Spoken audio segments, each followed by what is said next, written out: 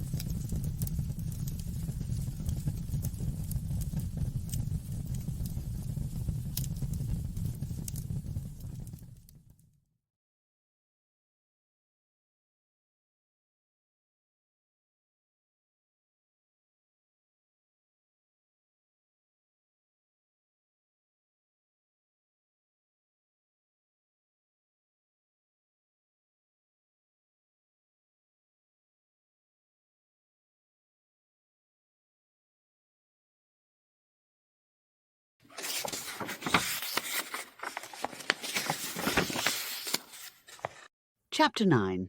Cyclic Phenomena. Thou canst not call that madness of which thou art proved to know nothing. Tertullian. Apology. This is not a matter of today or yesterday, but hath been from all times, and none hath told us whence it came or how. Sophocles. Belief in the supernatural is a fact natural, primitive, universal, and constant in the life and history of the human race. Unbelief in the supernatural begets materialism, materialism, sensuality, sensuality, social convulsions, amid whose storms man again learns to believe and pray. Guillaume. If anyone think these things incredible, let him keep his opinions to himself, and not contradict those who by such events are incited to the study of virtue. Josephus.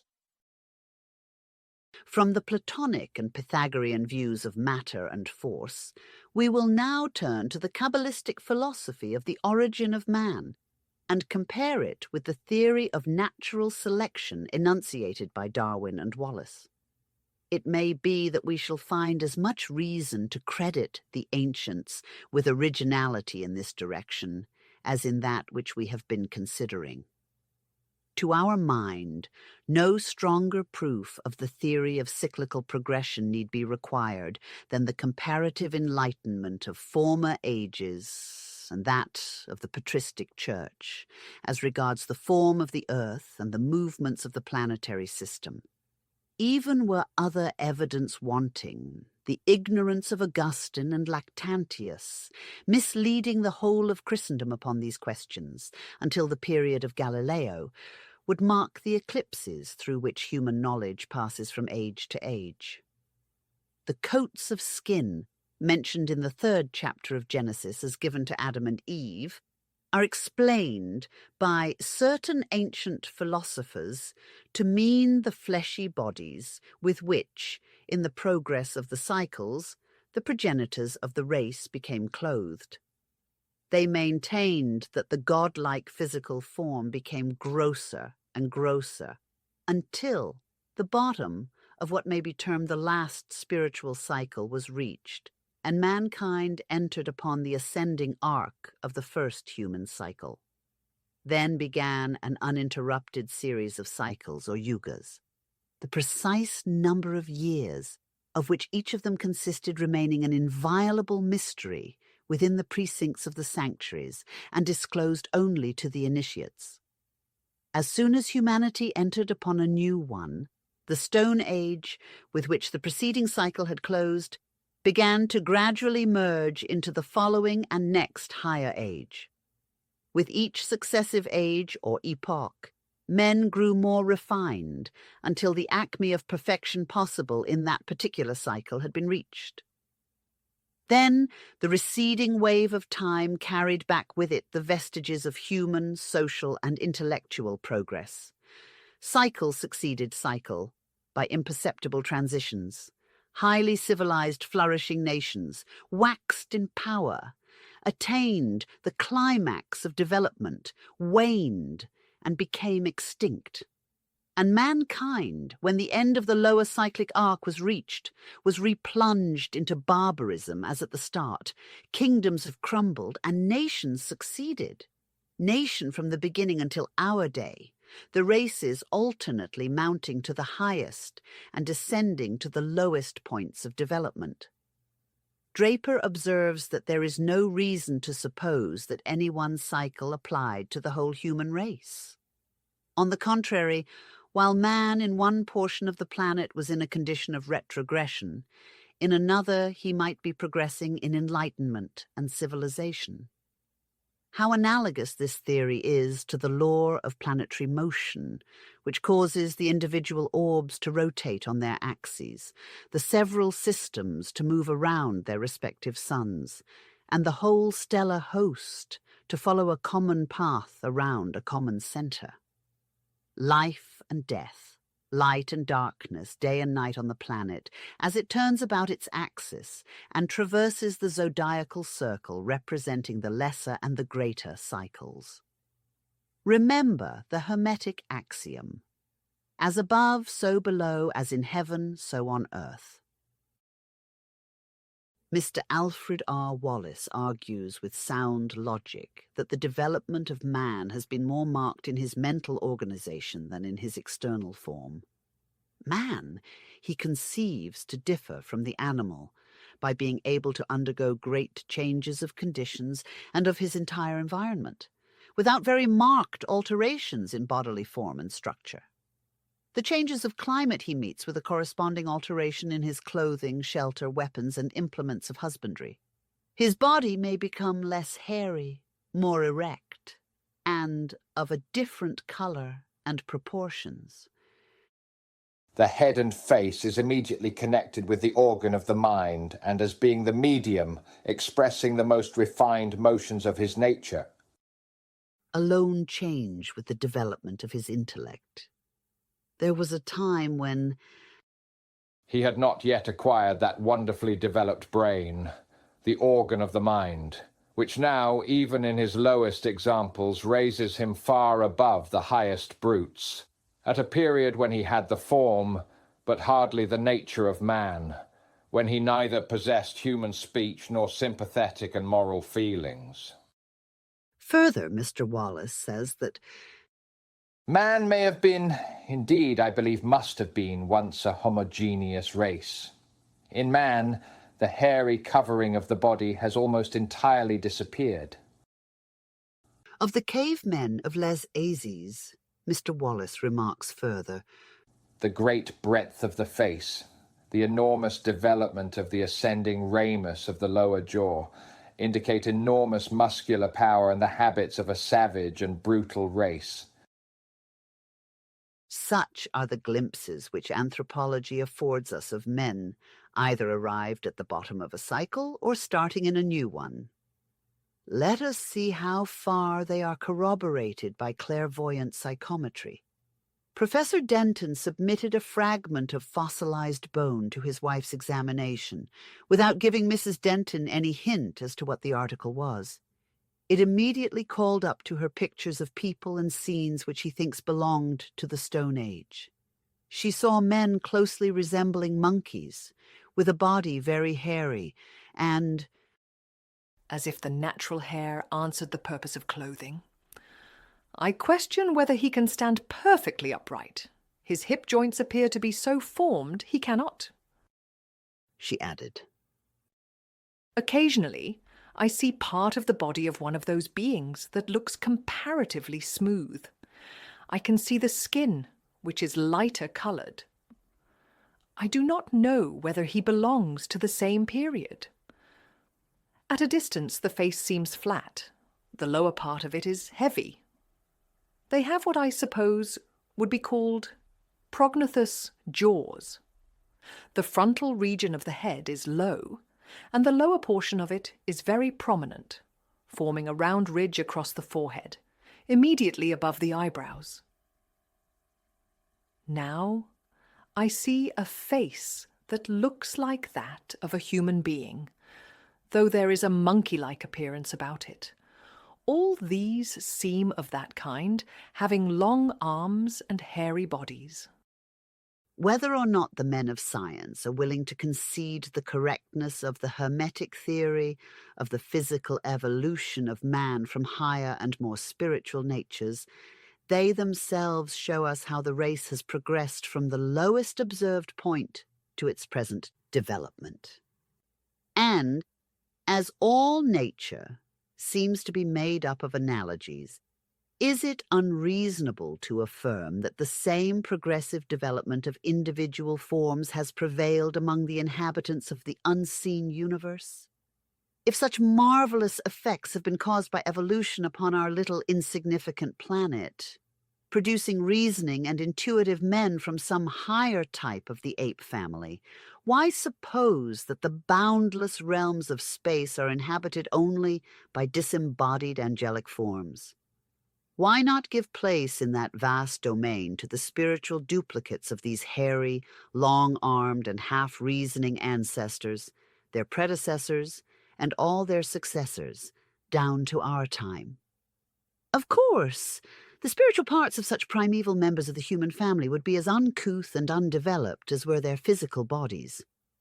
While they made no attempt to calculate the duration of the grand cycle, the Hermetic philosophers yet maintained that according to the cyclic law, the living human race must inevitably and collectively return one day to that point of departure, where man was first clothed with coats of skin.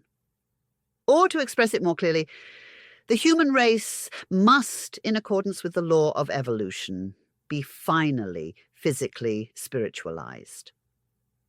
Unless Messrs. Darwin and Huxley are prepared to prove that the man of our century has attained, as a physical and moral animal, the acme of perfection and evolution, having reached its apex, must stop all further progress with the modern genus Homo, we do not see how they can possibly confute such a logical deduction. In his contributions to the theory of natural selection, Mr. Alfred R. Wallace concludes his demonstrations as to the development of human races under that law of selection by saying that, if his conclusions are just, it must inevitably follow that the higher, the more intellectual and moral, must displace the lower and more degraded races, and the power of natural selection, still acting on his mental organization, must ever lead to the more perfect adaptation of man's higher faculties to the condition of surrounding nature and to the exigencies of the social state. While his external form will probably ever remain unchanged, except in the development of that perfect beauty, refined and ennobled by the highest intellectual faculties and sympathetic emotions, his mental constitution may continue to advance and improve till the world is again inhabited by a single, nearly homogeneous race, no individual of which will be inferior to the noblest specimens of existing humanity. Sober, scientific methods and cautiousness in hypothetical possibilities have evidently their share in this expression of the opinions of the great anthropologist. Still, what he says above clashes in no way with our Kabbalistic assertions. Allowed to ever-progressing nature, to the great law of the survival of the fittest, one step beyond Mr. Wallace's deductions, and we have in future the possibility, nay, the assurance of a race, which, like the Vrilya of Bulwer Lytton's coming race, will be but one remove from the primitive sons of God. It will be observed that this philosophy of cycles, which was allegorized by the Egyptian hierophants in the circle of necessity, explains at the same time the allegory of the fall of man. According to the Arabian descriptions, each of the 7 chambers of the pyramids, those grandest of all cosmic symbols, was known by the name of a planet. The peculiar architecture of the pyramid shows in itself the drift of the metaphysical thought of their builders. The apex is lost in the clear blue sky of the land of the pharaohs and typifies the primordial point lost in the unseen universe from whence started the first race of the spiritual prototypes of man. Each mummy, from the moment that it was embalmed, lost its physical individuality in one sense. It symbolized the human race. Placed in such a way as was best calculated to aid the exit of the soul, the latter had to pass through the 7 planetary chambers before it made its exit through the symbolical apex. Each chamber typified at the same time one of the 7 spheres and one of the 7 higher types of physico-spiritual humanity alleged to be above our own. Every 3,000 years, the soul, representative of its race, had to return to its primal point of departure before it underwent another evolution into a more perfected spiritual and physical transformation. We must go deep indeed into the abstruse metaphysics of Oriental mysticism before we can realize fully the infinitude of the subjects that were embraced at one sweep by the majestic thought of its exponents. Starting as a pure and perfect spiritual being, the Adam of the 2nd chapter of Genesis, not satisfied with the position allotted to him by the Demiurgus, who is the eldest first begotten, the Adam Kadmon, Adam the 2nd, the man of dust, strives in his pride to become creator in his turn. Evolved out of the androgynous Kadmon, this Adam is himself an androgen. For according to the oldest beliefs presented allegorically in Plato's Timaeus, the prototypes of our races were all enclosed in the microcosmic tree which grew and developed within and under the great mundane or macrocosmic tree. Divine spirit being considered a unity, however numerous the rays of the great spiritual sun, man has still had his origin, like all other forms, whether organic or otherwise, in this one fount of eternal light. Were we even to reject the hypothesis of an androgynous man, in connection with physical evolution, the significance of the allegory in its spiritual sense would remain unimpaired. So long as the first God-man, symbolizing the 2 first principles of creation, the dual male and female element, had no thought of good and evil, he could not hypostasize woman, for she was in him as he was in her. It was only when, as a result of the evil hints of the serpent, matter, the latter condensed itself and cooled on the spiritual man in its contact with the elements, that the fruits of the man-tree, who is himself that tree of knowledge, appeared to his view. From this moment, the androgynal union ceased. Man evolved out of himself the woman as a separate entity. They have broken the thread between pure spirit and pure matter. Henceforth they will create no more spiritually, and by the sole power of their will. Man has become a physical creator, and the kingdom of spirit can be won only by a long imprisonment in matter. The meaning of Gogard, the Hellenic tree of life, the sacred oak among whose luxuriant branches a serpent dwells and cannot be dislodged, thus becomes apparent. Creeping out from the primordial eyeless, the mundane snake grows more material and waxes in strength and power with every new evolution. The Adam Primus, or Kadmon, the logos of the Jewish mystics, is the same as the Grecian Prometheus, who seeks to rival with the divine wisdom. He is also the pomander of Hermes, or the power of the thought divine, in its most spiritual aspect, for he was less hypostasized by the Egyptians than the 2 former. These all create men, but fail in their final object. Desiring to endow man with an immortal spirit, in order that by linking the Trinity in one, he might gradually return to his primal spiritual state, without losing his individuality, Prometheus fails in his attempt to steal the divine fire, and is sentenced to expiate his crime on Mount Kazbek. Prometheus is also the Logos of the ancient Greeks, as well as Heracles. In the Codex Nazareus, we see Bahak-Zivo deserting the heaven of his father, confessing that though he is the father of the genii, he is unable to construct creatures, for he is equally unacquainted with Orcus, as with the consuming fire, which is wanting in light. And Fetahil, one of the powers, sits in the mud, matter, and wonders why the living fire is so changed. All of these logoi strove to endow man with the immortal spirit, failed, and nearly all are represented as being punished for the attempt by severe sentences. Those of the early Christian fathers who, like Origen and Clemens Alexandrinus, were well versed in pagan symbology, having begun their careers as philosophers, felt very much embarrassed. They could not deny the anticipation of their doctrines in the oldest myths. The latest Logos, according to their teachings, had also appeared in order to show mankind the way to immortality. And, in his desire to endow the world with eternal life through the Pentecostal fire, had lost his life agreeably to the traditional program. Thus was originated the very awkward explanation of which our modern clergy freely avail themselves, that all these mythic types show the prophetic spirit which, through the Lord's mercy, was afforded even to the heathen idolaters. The pagans, they assert, had presented in their imagery the great drama of Calvary. Hence the resemblance.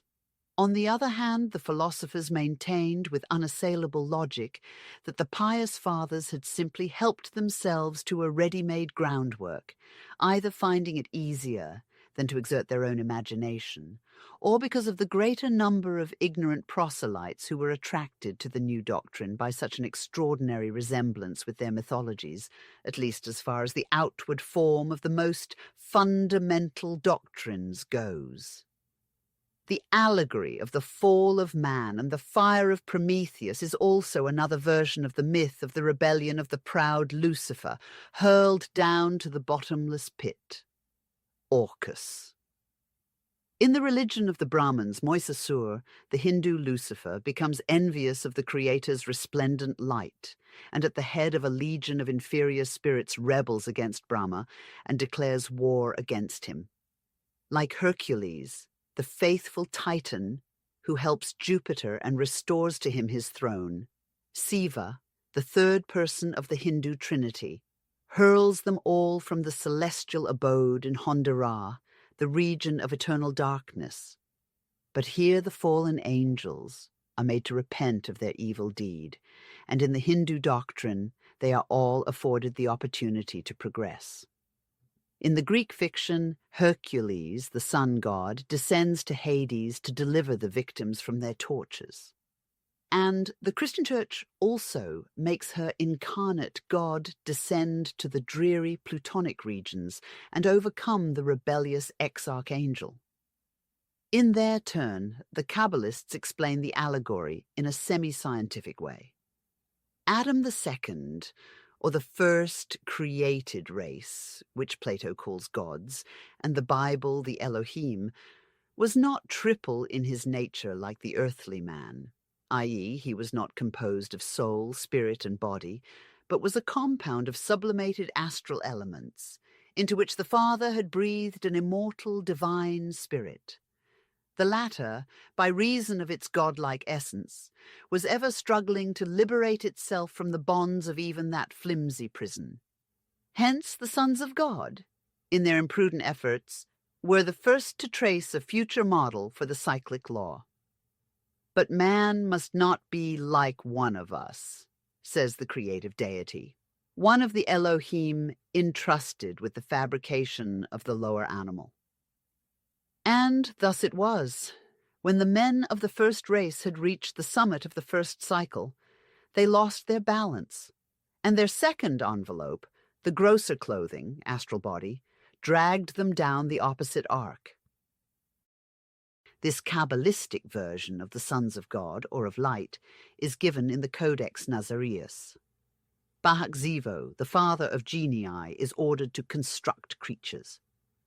But as he is ignorant of Orcus, he fails to do so, and calls in Fetahil a still purer spirit to his aid, who fails still worse. Then steps on the stage of creation the spirit, which properly ought to be translated soul, for it is the anima mundi, and which with the Nazarenes and the Gnostics was feminine. And perceiving that for Fetahil, the newest man, the latest, the splendour was changed, and that for splendour existed decrease and damage, awakes Karabtanos, who was frantic and without sense and judgment, and says to him, "Arise. See the splendour light of the newest man, Fetahil, has failed to produce or create men. The decrease of this splendour is visible. Rise up, come with thy mother, the Spiritus, and free thee from limits by which thou art held, and those more ample than the whole world." After which follows the union of the frantic and blind matter, guided by the insinuations of the spirit, not the divine breath, but the astral spirit, which by its double essence is already tainted with matter. And the offer of the mother being accepted, the Spiritus conceives 7 figures, which Irenaeus is disposed to take for the 7 stellars, planets, but which represent the 7 capital sins, the progeny of an astral soul separated from its divine source, spirit, and matter, the blind demon of concupiscence.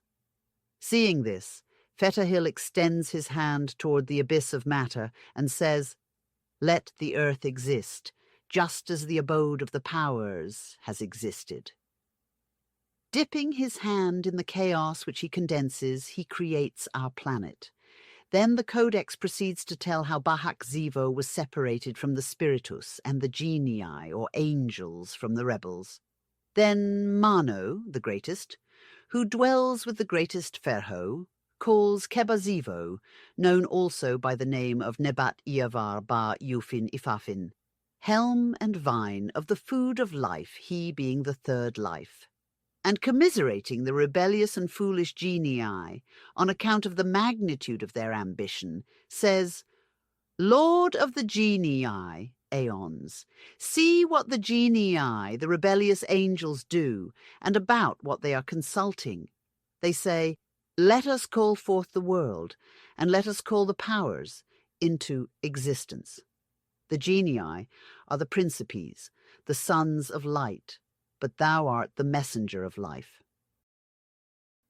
And in order to counteract the influence of the 7 badly disposed principles, the progeny of Spiritus Kabar, Zio, the mighty Lord of Splendor, procreates 7 other lives, the cardinal virtues, who shine in their own form and light from on high, and thus re-establishes the balance between good and evil, light and darkness. But this creation of beings, without the requisite influx of divine pure breath in them, which was known among the Kabbalists as the living fire, produced but creatures of matter and astral light. Thus were generated the animals which preceded man on this earth. The spiritual beings, the sons of light, those who remained faithful to the great Ferho, the first cause of all, constitute the celestial or angelic hierarchy, the Adonium, and the legions of the never-embodied spiritual men. The followers of the rebellious and foolish genii, and the descendants of the witless 7 spirits begotten by Karabtanos and the Spiritus, became, in course of time, the men of our planet, after having previously passed through every creation of every one of the elements. From this stage of life they have been traced by Darwin, who shows us how our highest forms have been evolved out of the lowest. Anthropology dares not follow the Kabbalist in his metaphysical flights beyond this planet, and it is doubtful if its teachers have the courage to search for the missing link in the old Kabbalistic manuscripts. Thus was set in motion the first cycle, which in its rotations downward brought an infinitesimal part of the created lives to our planet of mud. Arrived at the lowest point of the arc of the cycle which directly preceded life on this earth, the pure, divine spark, still lingering in the atom, made an effort to separate itself from the astral spirit, for man was falling gradually into generation, and the fleshy coat was becoming with every action more and more dense. And now comes a mystery, a sod, a secret which Rabbi Shimon imparted but to very few initiates. It was enacted once every 7 years during the mysteries of Samothrace, and the records of it are found self-printed on the leaves of the Tibetan sacred tree, the mysterious kumbum, in the lamasery of the holy adepts. In the shoreless ocean of space radiates the central spiritual and invisible sun. The universe is his body, spirit, and soul, and after this ideal model are framed all things. These 3 emanations are the 3 lives, the 3 degrees of the Gnostic pleroma, the 3 Kabbalistic faces, for the ancient of the ancient, the holy of the aged, the great Ein Sof, has a form and then he has no form. The invisible assumed a form when he called the universe into existence, says the Sohar, the Book of Splendor. The first light is his soul, the infinite, boundless, and immortal breath, under the efflux of which the universe heaves its mighty bosom, infusing intelligent life throughout creation.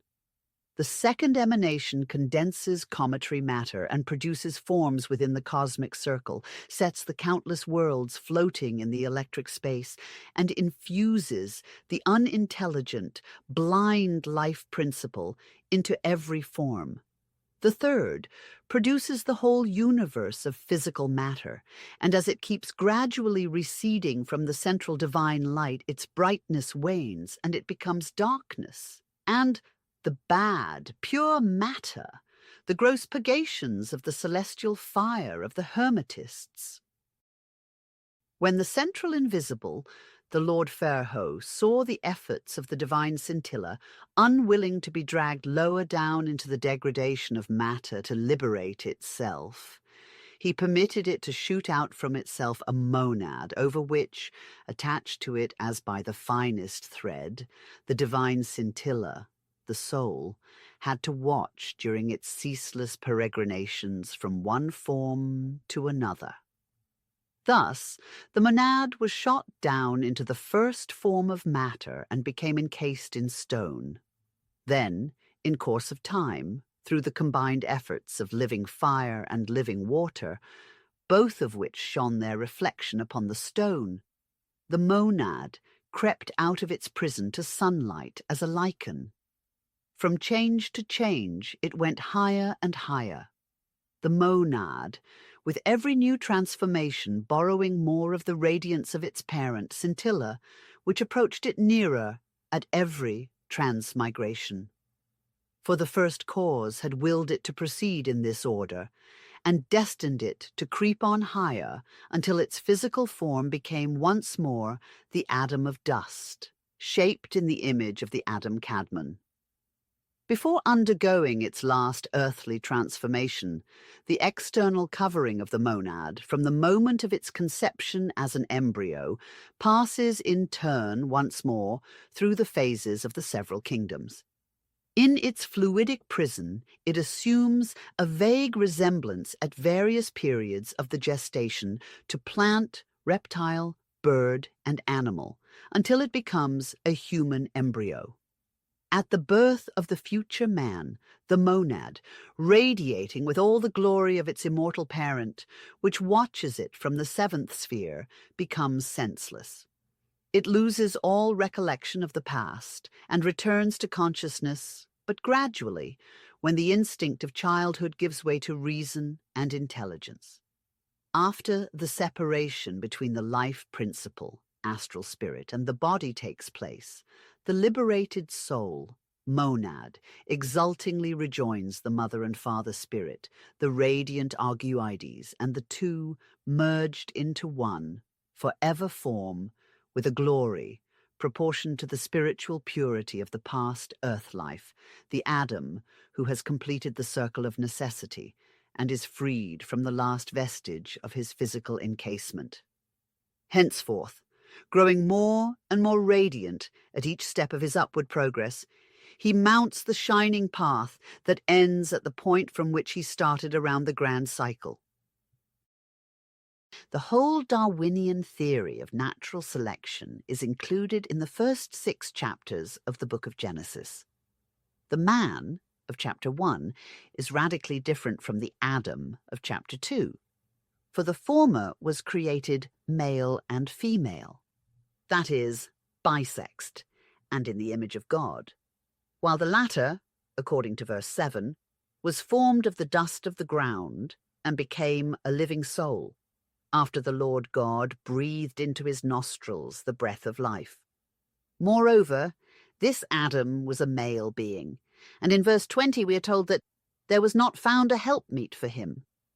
The Adonai, being pure spiritual entities, had no sex, or rather had both sexes united in themselves like their creator, and the ancients understood this so well that they represented many of their deities as of dual sex.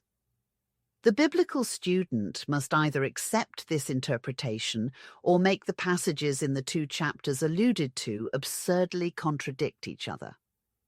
It was such literal acceptance of passages that warranted the atheists in covering the Mosaic account with ridicule, and it is the dead letter of the old text that begets the materialism of our age.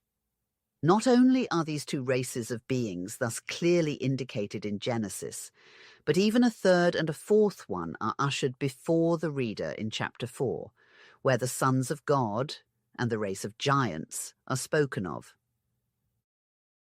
As we write, there appears in an American paper, the Kansas City Times, an account of important discoveries of the remains of a prehistorical race of giants, which corroborates the statements of the Kabbalists and the Bible allegories at the same time. It is worth preserving.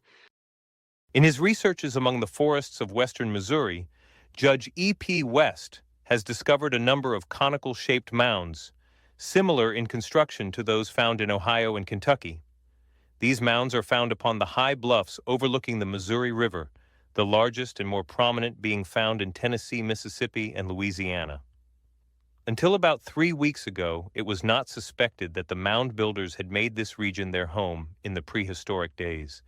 But now it is discovered that this strange and extinct race once occupied this land and have left an extensive graveyard in a number of high mounds upon the Clay County bluffs. As yet, only one of these mounds has been opened. Judge West discovered a skeleton about 2 weeks ago and made a report to other members of the society.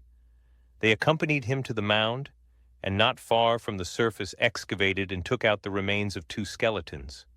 The bones are very large, so large, in fact, when compared with an ordinary skeleton of modern date, they appear to have formed part of a giant.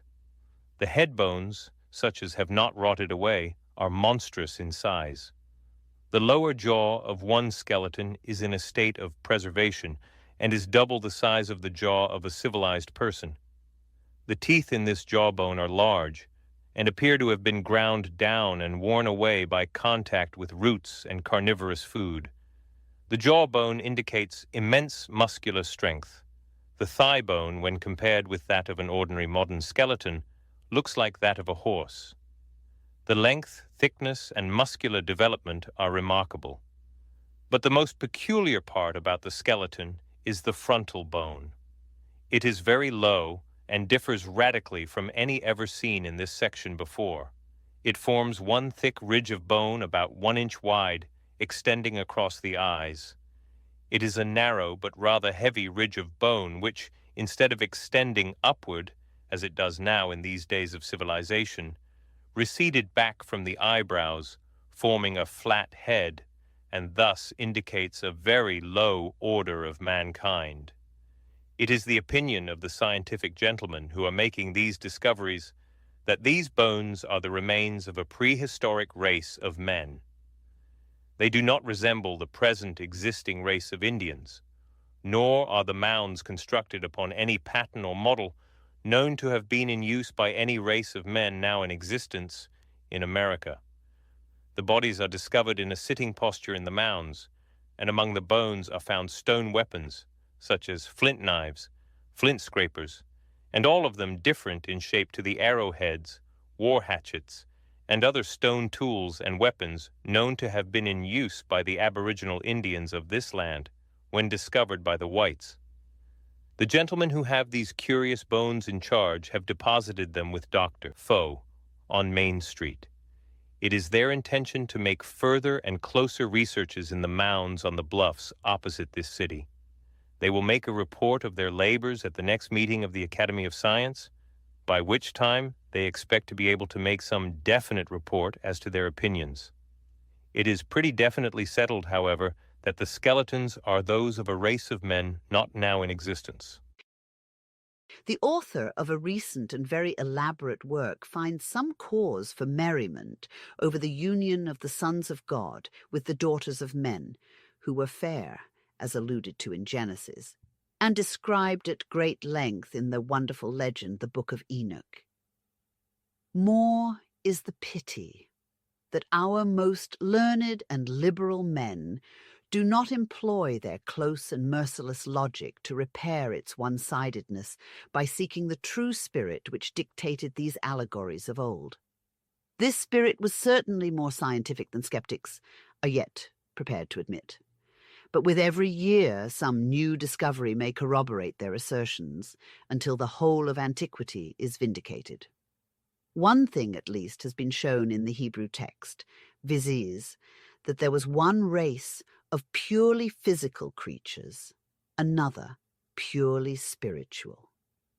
The evolution and transformation of species required to fill the gap between the two has been left to abler anthropologists. We can only repeat the philosophy of men of old, which says that the union of these two races produced a third, the Adamite race. Sharing the natures of both its parents, it is equally adapted to an existence in the material and spiritual worlds. Allied to the physical half of man's nature is reason, which enables him to maintain his supremacy over the lower animals and to subjugate nature to his uses. Allied to his spiritual part is his conscience, which will serve as his unerring guide through the besetments of the senses. For conscience is that instantaneous perception between right and wrong, which can only be exercised by the spirit, which, being a portion of the divine wisdom and purity, is absolutely pure and wise. Its promptings are independent of reason, and it can only manifest itself clearly when unhampered by the baser attractions of our dual nature. Reason being a faculty of our physical brain, one which is justly defined as that of deducing inferences from premises, and being wholly dependent on the evidence of other senses, cannot be a quality pertaining directly to our divine spirit. The latter knows, hence, all reasoning which implies discussion and argument would be useless. So an entity, which, if it must be considered as a direct emanation from the eternal spirit of wisdom, has to be viewed as possessed of the same attributes as the essence or the whole of which it is a part. Therefore, it is with a certain degree of logic that the ancient theurgists maintained that the rational part of man's soul, spirit, never entered wholly into the man's body, but only overshadowed him more or less through the irrational or astral soul, which serves as an intermediatory agent or a medium between spirit and body.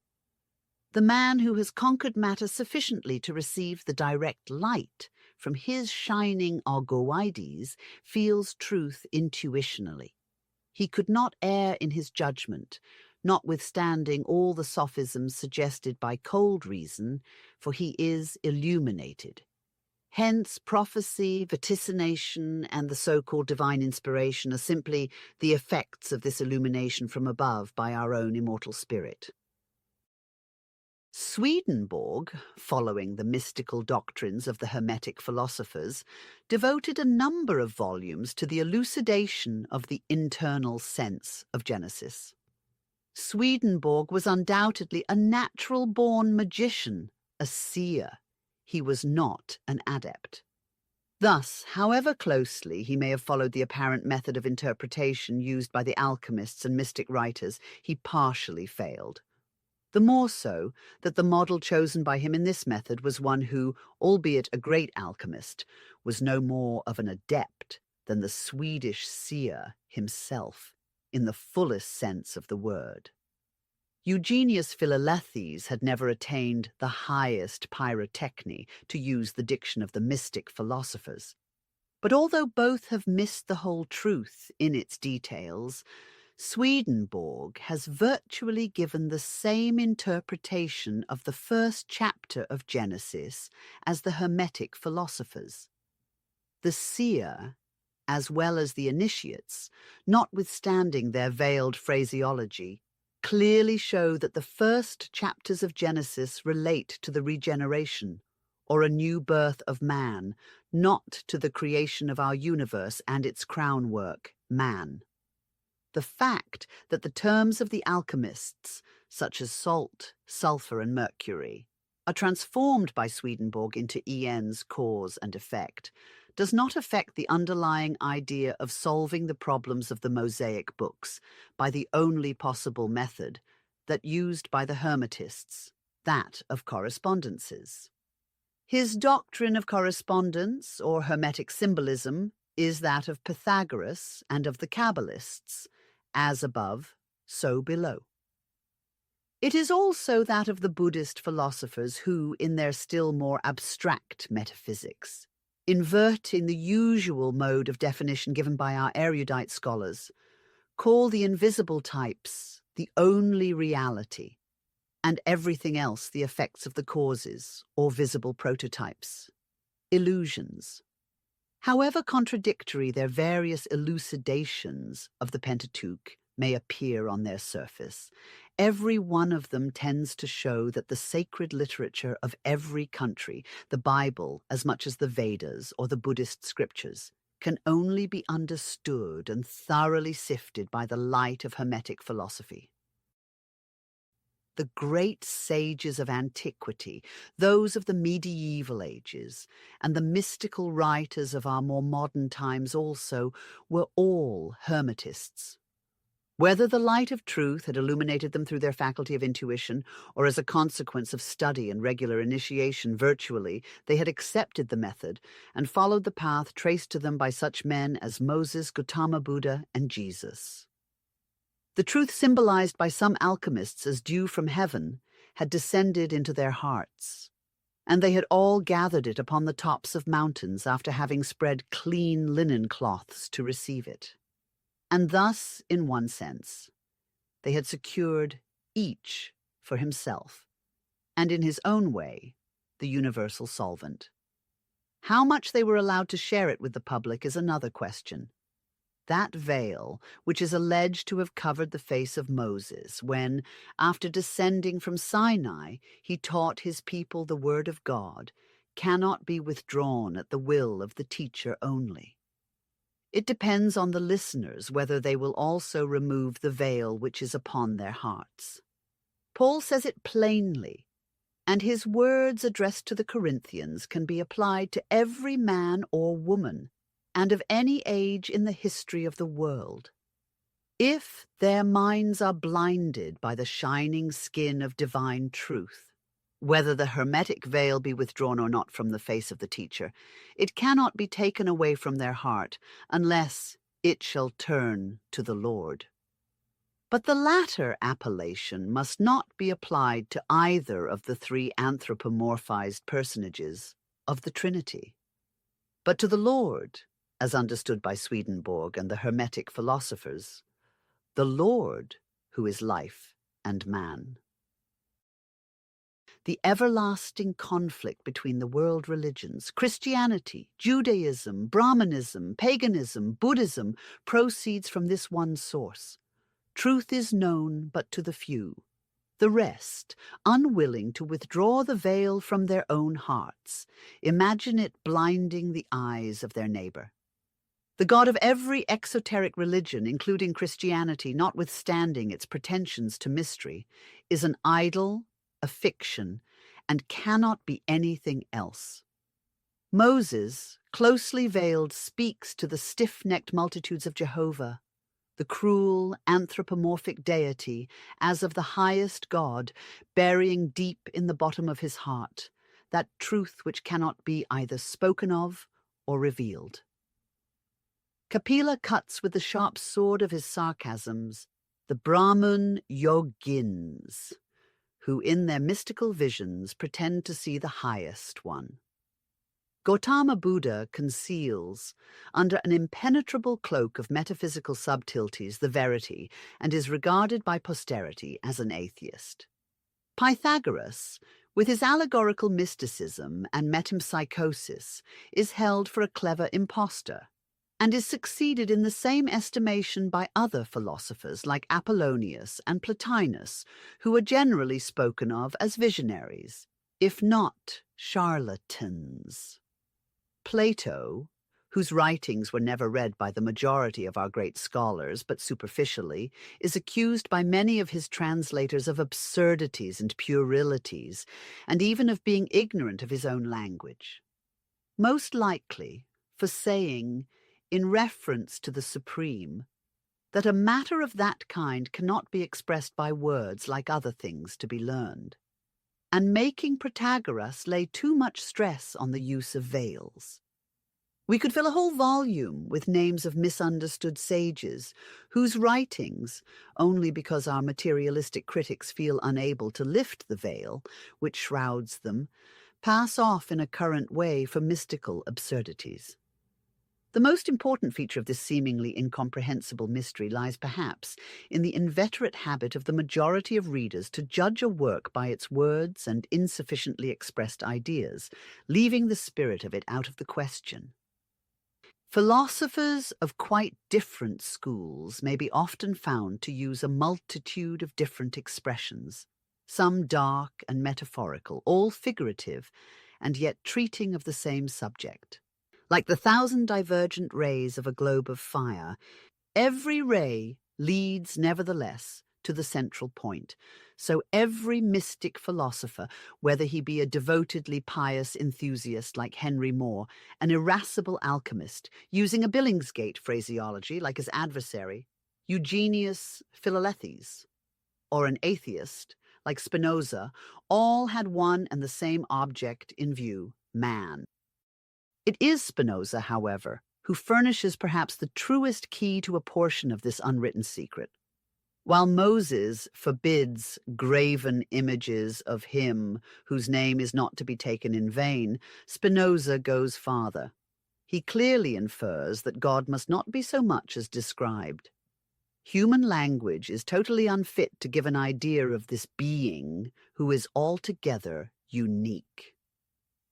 Whether it is Spinoza or the Christian theology that is more right in their premises and conclusion, we leave the reader to judge for himself. Every attempt to the contrary leads a nation to anthropomorphize the deity in whom it believes, and the result is that given by Swedenborg.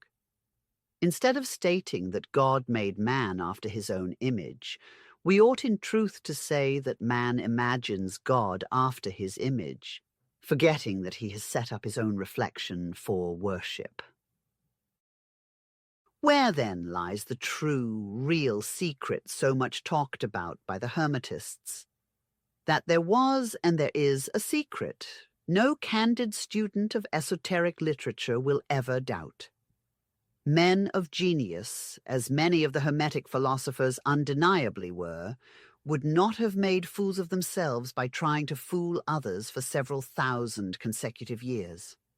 That this great secret, commonly termed the philosopher's stone, had a spiritual as well as a physical meaning attached to it, was suspected in all ages. The author of Remarks on Alchemy and the Alchemists very truly observes that the subject of the Hermetic art is man, and the object of the art is the perfection of man. But we cannot agree with him that only those whom he terms money-loving sots ever attempted to carry a purely moral design of the alchemists into the field of physical science. The fact alone that man, in their eyes, is a trinity which they divide into Sol, water of Mercury, and sulphur, which is the secret fire, or, to speak plain, into body, soul, and spirit, shows that there is a physical side to the question. Man is the philosopher's stone spiritually, a triune or trinity in unity, as Philalethes expresses it. But he is also that stone physically. The latter is but the effect of the cause, and the cause is the universal solvent of everything, divine spirit. Man is a correlation of chemical physical forces, as well as a correlation of spiritual powers. The latter react on the physical powers of man in proportion to the development of the earthly man. The work is carried to perfection according to the virtue of a body, soul, and spirit, says an alchemist.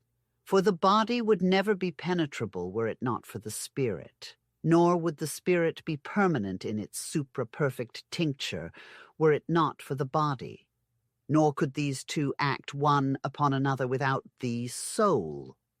For the spirit is an invisible thing, nor doth it ever appear without another garment, which garment is the soul. The philosophers by fire asserted, through their chief Robert Flood, that sympathy is the offspring of light, and antipathy hath its beginning from darkness. Moreover, they taught with other Kabbalists that contrarieties in nature doth proceed from one eternal essence, or from the root of all things. Thus, the first cause is the parent source of good as well as of evil. The Creator, who is not the highest God, is the father of matter, which is bad, as well as of spirit, which emanating from the highest invisible cause, passes through him like through a vehicle and pervades the whole universe. It is most certain, remarks Robertus de Fluctibus, Robert Flood, that, as there are an infinity of visible creatures, so there is an endless variety of invisible ones, of diverse natures in the universal machine. Through the mysterious name of God, which Moses was so desirous of him, Jehovah, to hear and know, when he received from him this answer, Jehovah is my everlasting name. As for the other name, it is so pure and simple that it cannot be articulated or compounded or truly expressed by man's voice.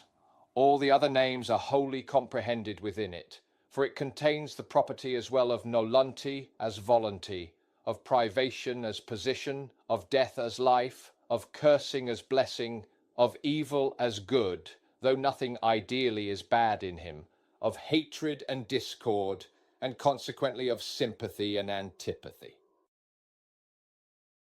Lowest in the scale of being are those invisible creatures called by the Kabbalists the elementary. There are three distinct classes of these. The highest in intelligence and cunning are the so-called terrestrial spirits, of which we will speak more categorically in other parts of this work. Suffice to say for the present that they are the larvae, or shadows of those who have lived on earth, have refused all spiritual light, remained and died deeply immersed in the mire of matter, and from whose sinful souls the immortal spirit has gradually separated. The second class is composed of the invisible antitypes of the men to be born. No form can come into objective existence, from the highest to the lowest, before the abstract ideal of this form, or as Aristotle would call it, the privation of this form, is called forth. Before an artist paints a picture, every feature of it exists already in his imagination. To have enabled us to discern a watch, this particular watch must have existed in its abstract form in the watchmaker's mind. So with future men. According to Aristotle's doctrine, there are three principles of natural bodies: privation, matter, and form. These principles may be applied in this particular case. The privation of the child, which is to be, we will locate in the invisible mind of the great architect of the universe. Privation not being considered in the Aristotelic philosophy as a principle in the composition of bodies, but as an external property in their production. For the production is a change by which the matter passes from the shape it has not to that which it assumes. Though the privation of the unborn child's form, as well as of the future form of the unmade watch, is that which is neither substance, nor extension, nor quality as yet, nor any kind of existence, it is still something which, as though its outlines, in order to be, must acquire an objective form. The abstract must become concrete, in short.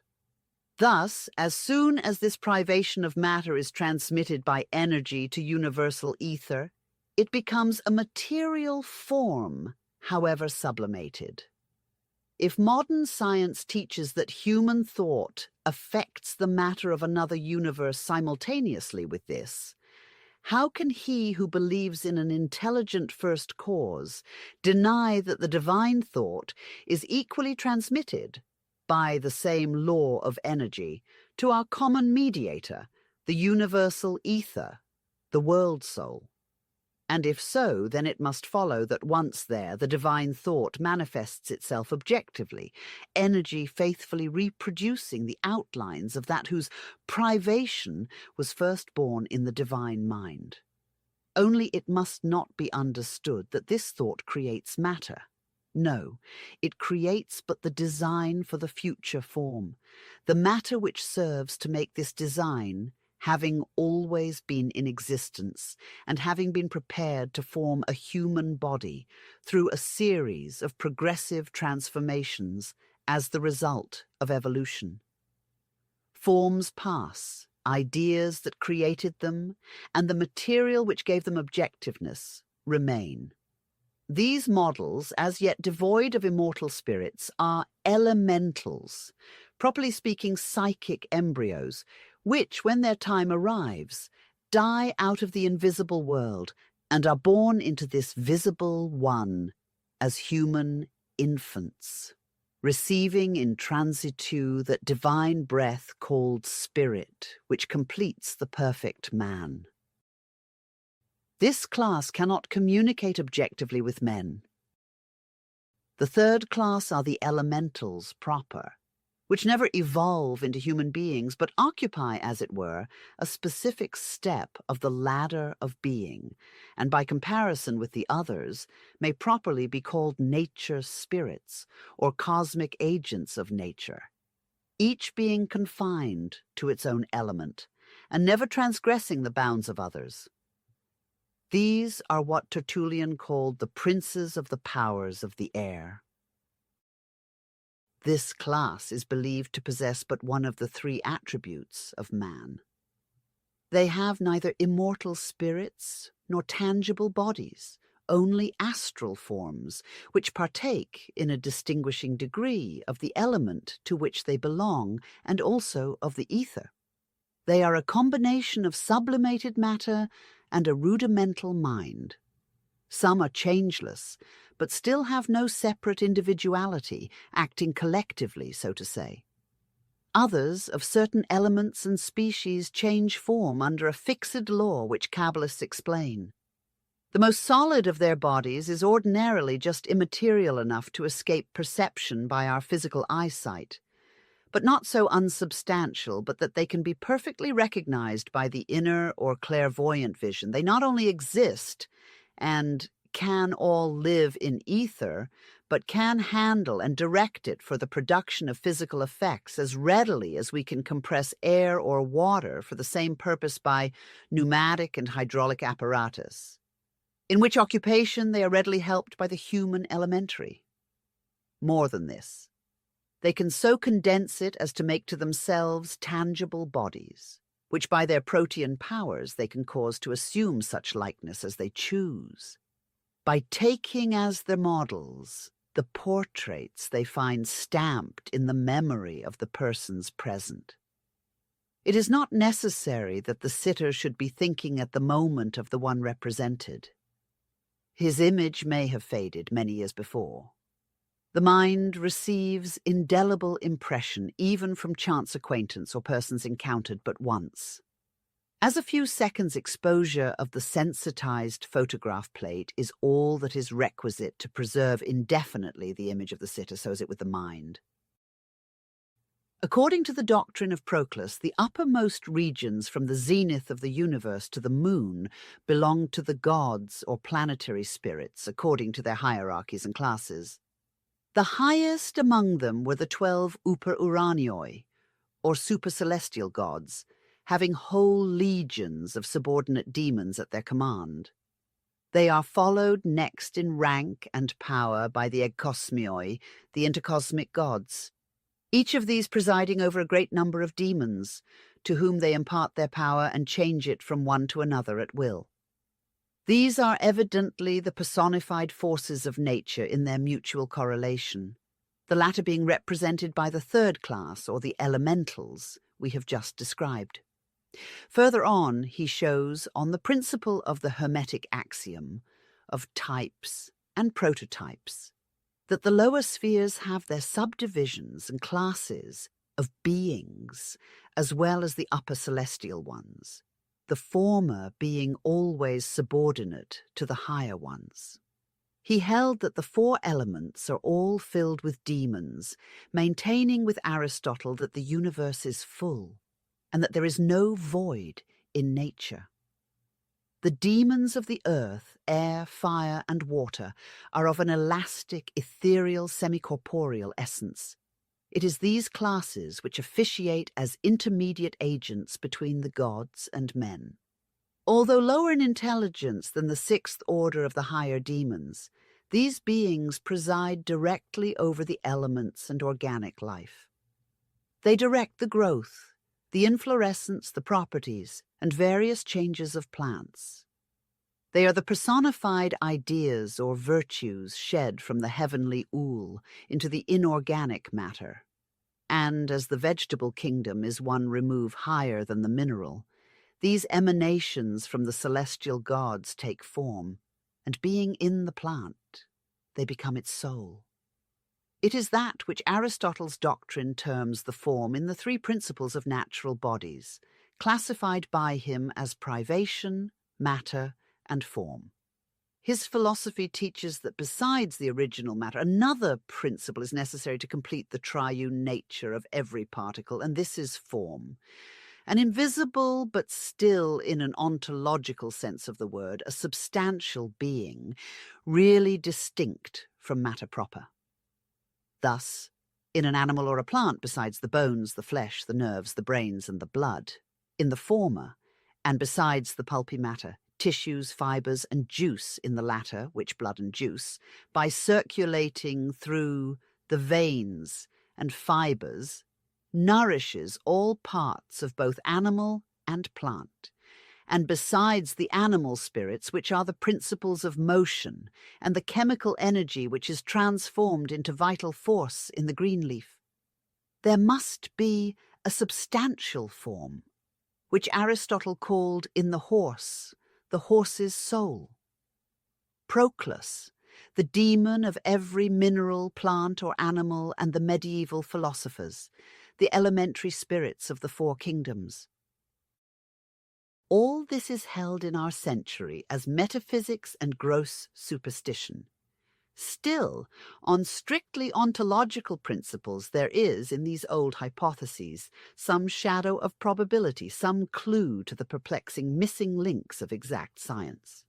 The latter has become so dogmatical of late that all that lies beyond the ken of inductive science is termed imaginary. And we find Professor Joseph Leconte stating that some of the best scientists ridicule the use of the term vital force or vitality as a remnant of superstition. De Candolle suggests the term vital movement instead of vital force, thus preparing for a final scientific leap which will transform the immortal thinking man into an automaton with a clockwork inside him. But, objects Leconte, Can we conceive of movement without force? And if the movement is peculiar, so also is the form of force. in the Jewish Kabbalah, the nature spirits were known under the general name of Shadim and divided into 4 classes. The Persians called them all devs. The Greeks indistinctly designated them as demons. The Egyptians knew them as afrits. The ancient Mexicans, says Kaiser, believed in numerous spirit abodes, into one of which the shades of innocent children were placed until final disposal. Into another, situated in the sun, ascended the valiant souls of heroes, while the hideous spectres of incorrigible sinners were sentenced to wander and despair in subterranean caves, held in the bonds of the earth atmosphere, unwilling and unable to liberate themselves. They passed their time in communicating with mortals and frightening those who could see them. Some of the African tribes know them as Yoahoos. In the Indian pantheon, there are no less than 330 million of various kinds of spirits, including elementals, which latter were termed by the Brahmans the Daityas. These beings are known by the adepts to be attracted towards certain quarters of the heavens by something of the same mysterious property which makes the magnetic needle turn toward the north, and certain plants to obey the same attraction. The various races are also believed to have a special sympathy with certain human temperaments, and to more readily exert power over such than others. Thus, a bilious lymphatic, nervous or sanguine person would be affected favorably or otherwise by conditions of the astral light, resulting from the different aspects of the planetary bodies.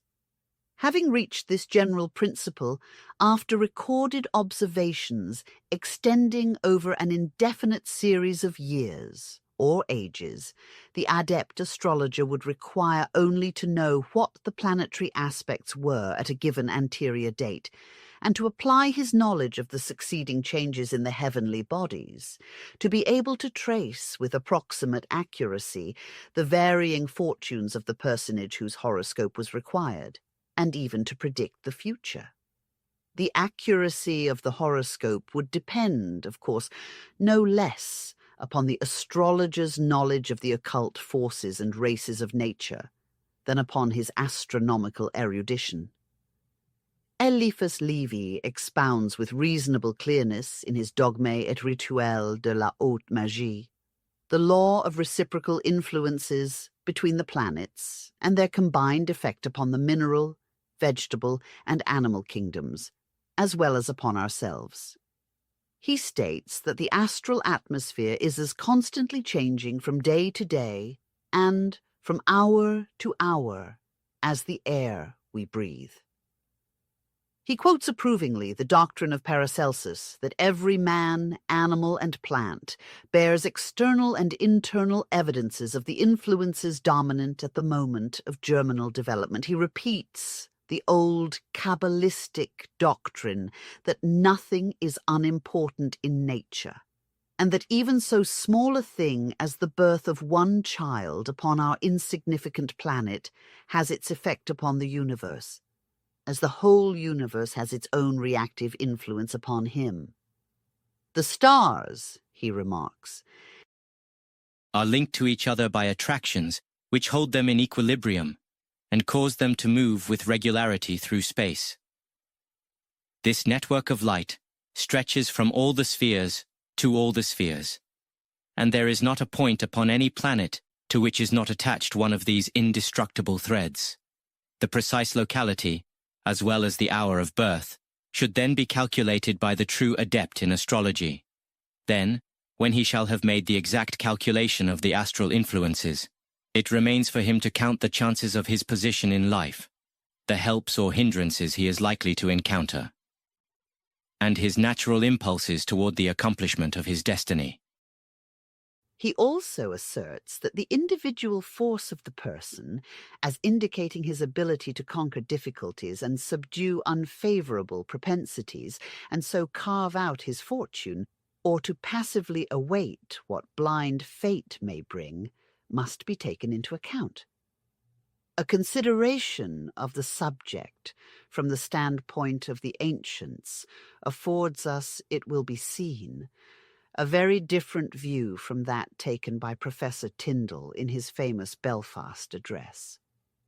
"To supersensual beings," says he, which, however potent and invisible, were nothing but species of human creatures, perhaps raised from among mankind, and retaining all human passions and appetites, were handed over the rule and governance of natural phenomena. To enforce his point, Mr. Tyndall conveniently quotes from Euripides the familiar passage in Hume. The gods toss all into confusion, mix everything with its reverse, that all of us, from our ignorance and uncertainty, may pay them the more worship and reverence.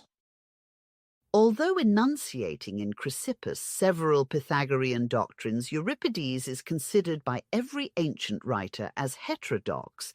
Therefore, the quotation proceeding from this philosopher does not at all strengthen Mr. Tyndall's argument. As to the human spirit, the notions of the older philosophers and medieval Kabbalists, while differing in some particulars, agreed on the whole, so that the doctrine of one may be viewed as the doctrine of the other. The most substantial difference consisted in the location of the immortal or divine spirit of man.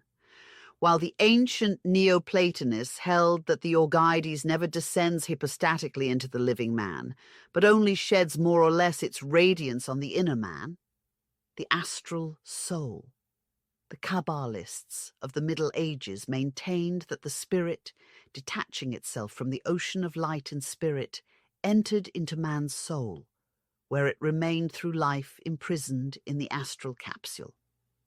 This difference was the result of the belief of Christian Kabbalists, more or less, in the dead letter of the allegory of the fall of man. The soul, they said, became, through the fall of Adam, contaminated with the world of matter, or Satan.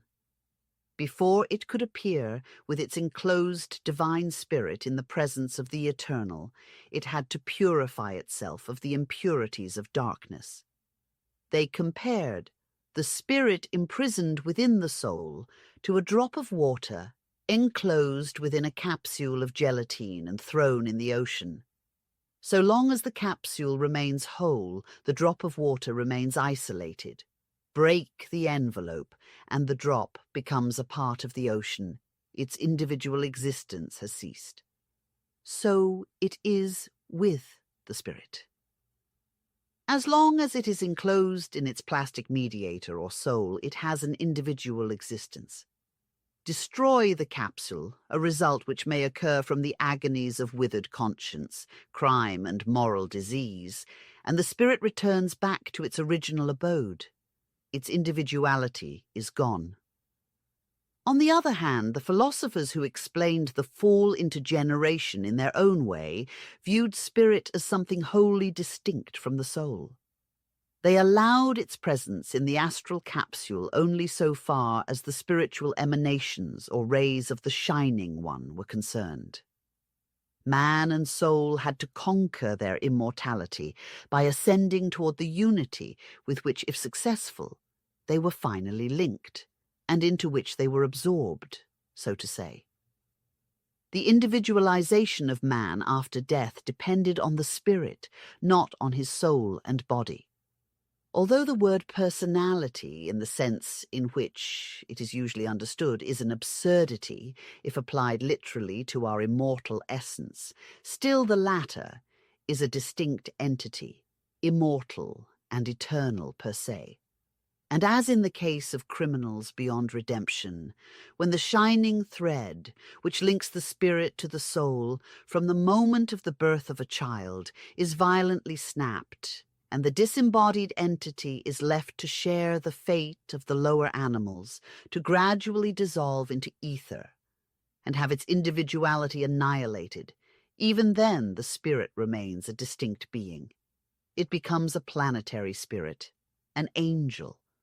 For the gods of the pagan or the archangels of the Christian, the direct emanations of the first cause, notwithstanding the hazardous statement of Swedenborg, never were or will be men, on our planet at least. This specialization has been in all ages the stumbling block of metaphysicians. The whole esoterism of the Buddhistical philosophy is based on this mysterious teaching, understood by so few persons, and so totally misrepresented by many of the most learned scholars. Even metaphysicians are too inclined to confound the effect with the cause.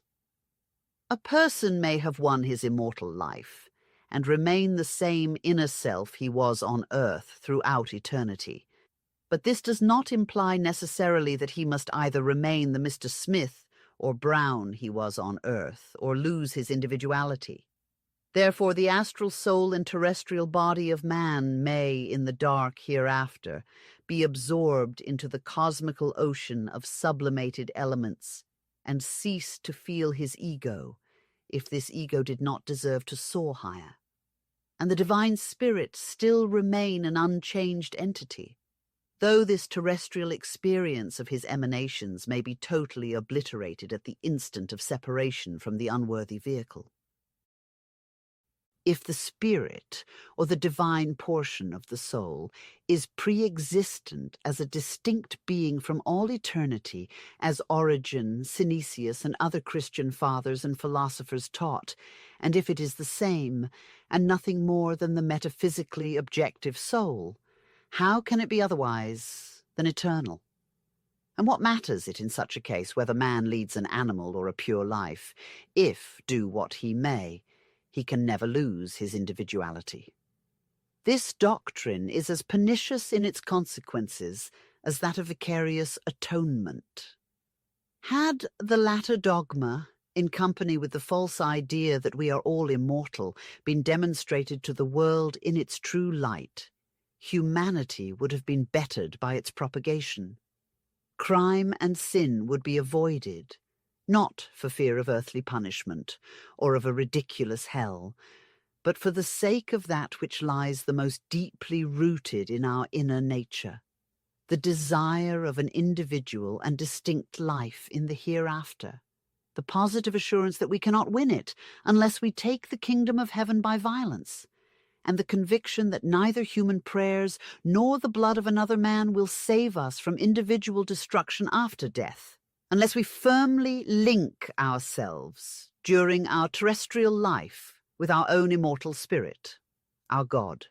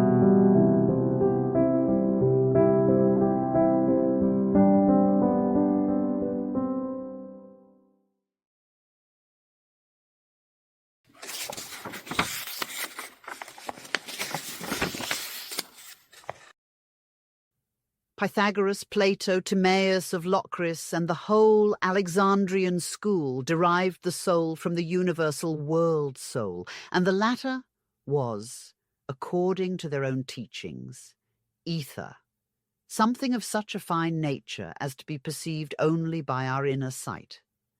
Therefore, it cannot be the essence of the monos, or cause, because the anima mundi is but the effect, the objective emanation of the former.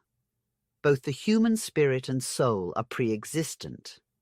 But while the former exists as a distinct entity, an individualization, the soul exists as pre-existing matter, an unscient portion of an intelligent whole. Both were originally formed from the eternal ocean of light. But as the Theosophists expressed it, there is a visible as well as invisible spirit in fire. They made a difference between the anima bruta and the anima divina.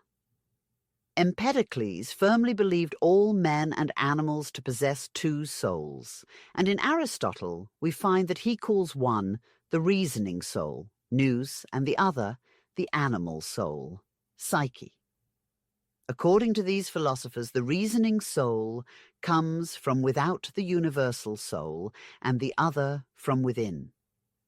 This divine and superior region, in which they located the invisible and supreme deity, was considered by them, by Aristotle himself, as a fifth element, purely spiritual and divine, whereas the anima mundi proper was considered as composed of a fine, igneous and ethereal nature spread throughout the universe, in short, ether.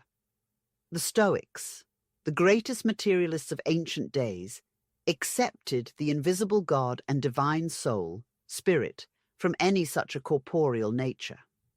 Their modern commentators and admirers, greedily seizing the opportunity, built on this ground the supposition that the Stoics believed in neither God nor soul.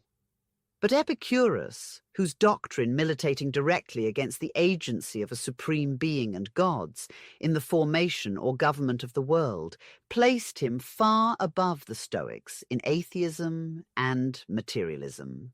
Taught, nevertheless, that the soul is of a fine, tender essence, formed from the smoothest, roundest, and finest atoms, which description still brings us to the same sublimated ether. Arnobius, Tertullian, Irenaeus, and Origen, notwithstanding their Christianity, believed, with the more modern Spinoza and Hobbes, that the soul was corporeal, though of a very fine nature. This doctrine of the possibility of losing one's soul, and, hence, individuality, militates with the ideal theories and progressive ideas of some spiritualists, though Swedenborg fully adopts it. They will never accept the Kabbalistic doctrine which teaches that it is only through observing the law of harmony that individual life hereafter can be obtained, and that the farther the inner and outer man deviate from this fount of harmony, whose source lies in our divine spirit, the more difficult it is to regain the ground. But while the spiritualists and other adherents of Christianity have little, if any, perception of this fact of the possible death and obliteration of the human personality by the separation of the immortal part from the perishable, the Swedenborgians fully comprehend it. One of the most respected ministers of the new church, the Reverend Chauncey Giles, Doctor of Divinity of New York, recently elucidated the subject in a public discourse as follows. Physical death, or the death of the body, was a provision of the divine economy for the benefit of man, a provision by means of which he attained the higher ends of his being. But there is another death which is the interruption of the divine order and the destruction of every human element in man's nature and every possibility of human happiness. This is the spiritual death, which takes place before the dissolution of the body. There may be a vast development of man's natural mind without that development being accompanied by a particle of love of God or of unselfish love of man.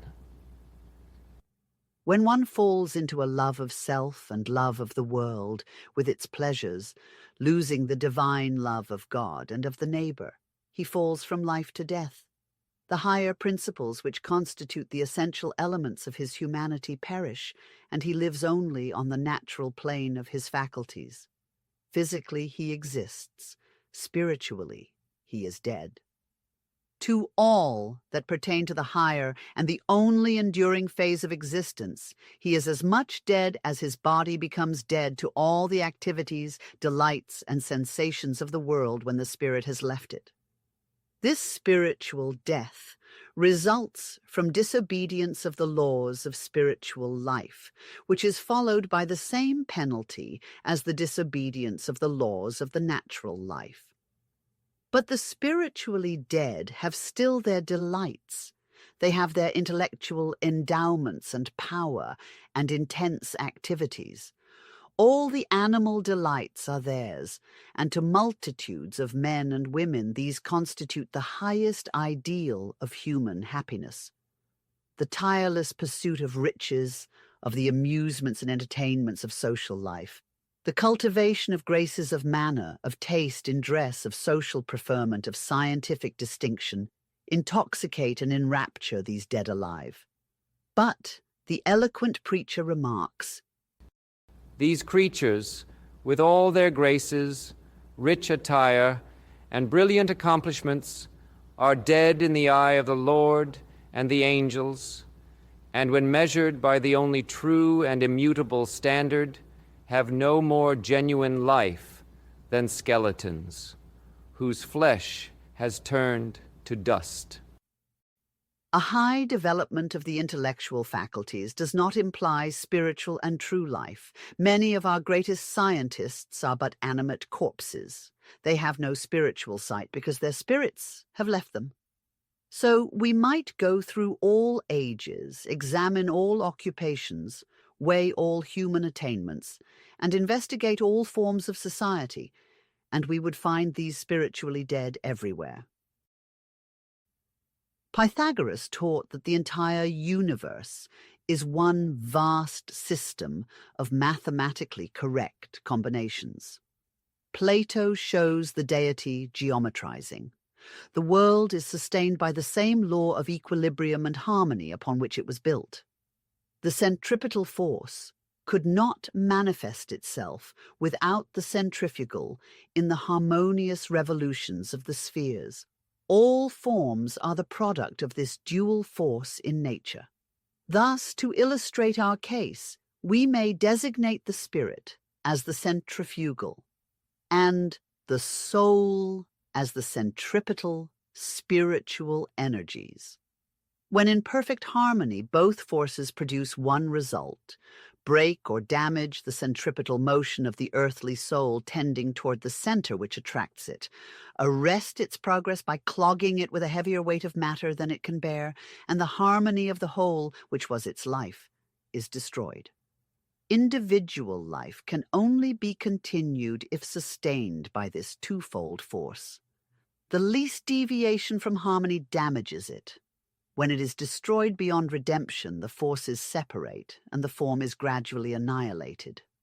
After the death of the depraved and the wicked arrives the critical moment.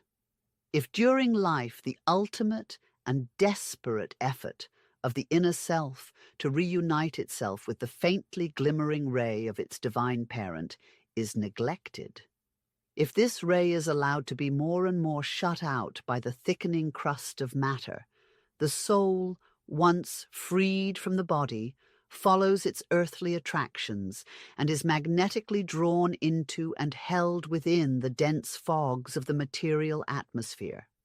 Then it begins to sink lower and lower until it finds itself, when returned to consciousness, in what the ancients termed Hades. The annihilation of such a soul is never instantaneous. It may last centuries, perhaps, for nature never proceeds by jumps and starts, and the astral soul being formed of elements, the law of evolution must bide its time. Then begins the fearful law of compensation, the yin-yuan of the Buddhists. This class of spirits are called the terrestrial or earthly elementary, in contradistinction to the other classes, as we have shown in the introductory chapter. In the East, they are known as the brothers of the shadow, cunning, low, vindictive, and seeking to retaliate their sufferings upon humanity. They become, until final annihilation, vampires, ghouls, and prominent actors. These are the leading stars on the great spiritual stage of materialization, which phenomena they perform with the help of the more intelligent of the genuine-born elemental creatures, which hover around and welcome them with delight in their own spheres. Henry Kunrath, the great German Kabbalist, has on a plate of his rare work, Amphitheatri Sapientiae Aeterni, representations of the four classes of these human elementary spirits. Once past the threshold of the sanctuary of initiation, once that an adept has lifted the veil of Isis, the mysterious and jealous goddess, he has nothing to fear.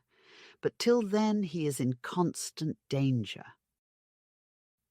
Although Aristotle himself, anticipating the modern physiologists, regarded the human mind as a material substance and ridiculed the Helosists, nevertheless, he fully believed in the existence of a double soul, or spirit and soul. He laughed at Strabo for believing that any particles of matter, per se, could have life and intellect in themselves sufficient to fashion by degrees such a multiform world as ours. Aristotle is indebted for the sublime morality of his Nicomachean Ethics to a thorough study of the Pythagorean ethical fragments, for the latter can be easily shown to have been the source at which he gathered his ideas, though he might not have sworn by him who the Tetractes found. Finally, what do we know so certain about Aristotle? His philosophy is so abstruse that he constantly leaves his reader to supply by the imagination the missing links of his logical deductions. Moreover, we know that before his works ever reached our scholars, who delight in his seemingly atheistical arguments in support of his doctrine of fate, these works passed through too many hands to have remained immaculate. From Theophrastus, his legator, they passed to Neleus, whose heirs kept them mouldering in subterranean caves for nearly 150 years. After which, we learn that his manuscripts were copied and much augmented by a pelican of Theos, who supplied such paragraphs as had become illegible by conjectures of his own, probably many of these drawn from the depths of his inner consciousness. Our scholars of the 19th century might certainly profit well by Aristotle's example, were they as anxious to imitate him practically as they are to throw his inductive method and materialistic theories at the head of the Platonists. We invite them to collect facts as carefully as he did, instead of denying those they know nothing about. What we have said in the introductory chapter and elsewhere of mediums and the tendency of their mediumship is not based upon conjecture, but upon actual experience and observation. There is scarcely one phase of mediumship of either kind that we have not seen exemplified during the past 25 years in various countries. India, Tibet, Borneo, Siam, Egypt, Asia Minor, America, North and South, and other parts of the world have each displayed to us its peculiar phase of mediumistic phenomena and magical power. Our varied experience has taught us two important truths, viz., that for the exercise of the latter personal purity and the exercise of a trained and indomitable willpower are indispensable, and that spiritualists can never assure themselves of the genuineness of mediumistic manifestations unless they occur in the light and under such reasonable test conditions as would make an attempted fraud instantly noticed. For fear of being misunderstood, we would remark that while, as a rule, physical phenomena are produced by the nature spirits of their own motion and to please their own fancy, still good, disembodied human spirits, under exceptional circumstances, such as the aspiration of a pure heart or the occurrence of some favoring emergency, can manifest their presence by any of the phenomena except personal materialization. But it must be a mighty attraction indeed to draw a pure disembodied spirit from its radiant home into the foul atmosphere from which it escaped upon leaving its earthly body. Magi and theurgic philosophers objected most severely to the evocation of souls. Bring her, the soul, not forth, lest in departing she retain something, says Sellus. It becomes you not to behold them before your body is initiated, since by always alluring they seduce the souls of the uninitiated, says the same philosopher in another passage. They objected to it for several good reasons. First, it is extremely difficult to distinguish a good demon from a bad one, says Iamblichus. 2. If a human soul succeeds in penetrating the density of the earth's atmosphere, always oppressive to her, often hateful, still there is a danger the soul is unable to come into proximity with the material world without that she cannot avoid. Departing, she retains something, that is to say, contaminating her purity, for which she has to suffer more or less after her departure. Therefore, the true theurgist will avoid causing any more suffering to this pure denizen of the higher sphere than is absolutely required by the interests of humanity. It is only the practitioner of black magic who compels the presence, by the powerful incantations of necromancy, of the tainted souls of such as have lived bad lives and are ready to aid his selfish designs. Of intercourse with the Orgides through the mediumistic powers of subjective mediums, we elsewhere speak. The theurgists employed chemicals and mineral substances to chase away evil spirits. Of the latter, a stone called Nizurin was one of the most powerful agents.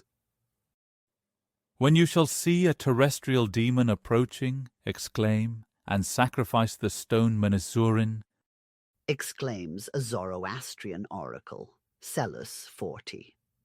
And now, to descend from the eminence of the Urgico-Magian poetry to the unconscious magic of our present century and the prose of a modern Kabbalist, we will review it in the following.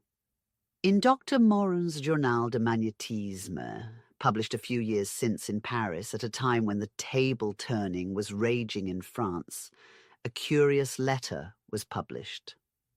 "Believe me, sir," wrote the anonymous correspondent, that there are no spirits, no ghosts, no angels, no demons enclosed in a table. But all of these can be found there. Nevertheless, for that depends on our own wills and our imaginations. This mensobulism is an ancient phenomenon, misunderstood by us moderns, but natural for all that, and which pertains to physics and psychology. Unfortunately, it had to remain incomprehensible until the discovery of electricity and heliography, as, to explain a fact of spiritual nature, we are obliged to base ourselves on a corresponding fact of a material order. As we all know, the daguerreotype plate may be impressed not only by objects, but also by their reflections. Well, the phenomenon in question, which ought to be named mental photography, produces, besides realities, the dreams of our imagination, with such a fidelity that very often we become unable to distinguish a copy taken from one present, from a negative obtained of an image. The magnetization of a table or of a person is absolutely identical in its results. It is the saturation of a foreign body by either the intelligent vital electricity or the thought of the magnetizer and those present. Nothing can give a better or a more just idea of it than the electric battery gathering the fluid on its conductor to obtain thereof a brute force which manifests itself in sparks of light, etc. Thus, The electricity accumulated on an isolated body acquires a power of reaction equal to the action, either for charging, magnetizing, decomposing, inflaming, or for discharging its vibrations far away. These are the visible effects of the blind, or crude electricity produced by blind elements. The word blind being used by the table itself in contradistinction to the intelligent electricity. But there evidently exists a corresponding electricity produced by the cerebral pile of man, this soul electricity, this spiritual and universal ether, which is the ambient middle nature of the metaphysical universe, or rather of the incorporeal universe, has to be studied before it is admitted by science, which, having no idea of it, will never know anything of the great phenomenon of life until she does. It appears that to manifest itself, the cerebral electricity requires the help of the ordinary statical electricity. When the latter is lacking in the atmosphere, when the air is very damp, for instance, you can get little or nothing of either tables or mediums. There is no need for the ideas to be formulated very precisely in the brains of the persons present. The table discovers and formulates them itself, in either prose or verse, but always correctly. The table requires time to compose a verse. It begins, then it erases a word, corrects it, and sometimes sends back the epigram to our address. If the persons present are in sympathy with each other, it jokes and laughs with us as any living person could. As to the things of the exterior world, it has to content itself with conjectures, as well as ourselves. It, the table, composes little philosophical systems, discusses and maintains them as the most cunning rhetorician might. In short, it creates itself a conscience and a reason properly belonging to itself, but with the materials it finds in us. The Americans are persuaded that they talk with their dead. Some think, more truly, that these are spirits. Others take them for angels. Others again for devils, the intelligence, assuming the shape which fits the conviction and preconceived opinion of everyone. So did the initiates of the temples of Serapis, of Delphi, and other theurgico-medical establishments of the same kind. They were convinced beforehand that they would communicate with their gods, and they never failed. We, who well know the value of the phenomenon, are perfectly sure that after having charged the table with our magnetic efflux, we have called to life, or created an intelligence analogous to our own, which like ourselves is endowed with a free will, can talk and discuss with us, with a degree of superior lucidity, considering that the resultant is stronger than the individual, or rather, the whole is larger than a part of it. We must not accuse Herodotus of telling us fibs when he records the most extraordinary circumstances, for we must hold them to be as true and correct as the rest of historical facts, which are to be found in all the pagan writers of antiquity. The phenomenon is as old as the world. The priests of India and China practiced it before the Egyptians and the Greeks. The savages and the Eskimo know it well. It is the phenomenon of faith, sole source of every prodigy, and it will be done to you according to your faith. The one who enunciated this profound doctrine was verily the incarnated word of truth. He neither deceived himself nor wanted to deceive others. He expounded an axiom which we now repeat, without much hope of seeing it accepted. Man is a microcosm, or a little world. He carries in him a fragment of the great all, in a chaotic state. The task of our half-gods is to disentangle from it the share belonging to them by an incessant mental and material labor. They have their task to do, the perpetual invention of new products, of new moralities, and the proper arrangement of the crude and formless material furnished them by the Creator, who created them in His own image, that they should create in their turn, and so complete here the work of the creation. An immense labor which can be achieved only when the whole will become so perfect that it will be like unto God Himself, and thus able to survive to itself. We are very far yet from that final moment, for we can say that everything is to be done, to be undone, and outdone as yet on our globe, institutions, machinery, and products. Mens non solum agitat sed creat molem. We live in this life, in an ambient intellectual center, which entertains between human beings and things a necessary and perpetual solidarity. Every brain is a ganglion, a station of a universal neurological telegraphy, in constant rapport with the central and other stations by the vibrations of thought. The spiritual sun shines for souls, as the material sun shines for bodies, for the universe is double and follows the law of couples. The ignorant operator interprets erroneously the divine dispatches, and often delivers them in a false and ridiculous manner. Thus study and true science alone can destroy the superstitions and nonsense spread by the ignorant interpreters placed at the stations of teaching among every people in this world. These blind interpreters of the verbum, the word, have always tried to impose on their pupils the obligation to swear to everything without examination in verbal magistri. Alas! We could wish for nothing better were they to translate correctly the inner voices, which voices never deceive but those who have false spirits in them.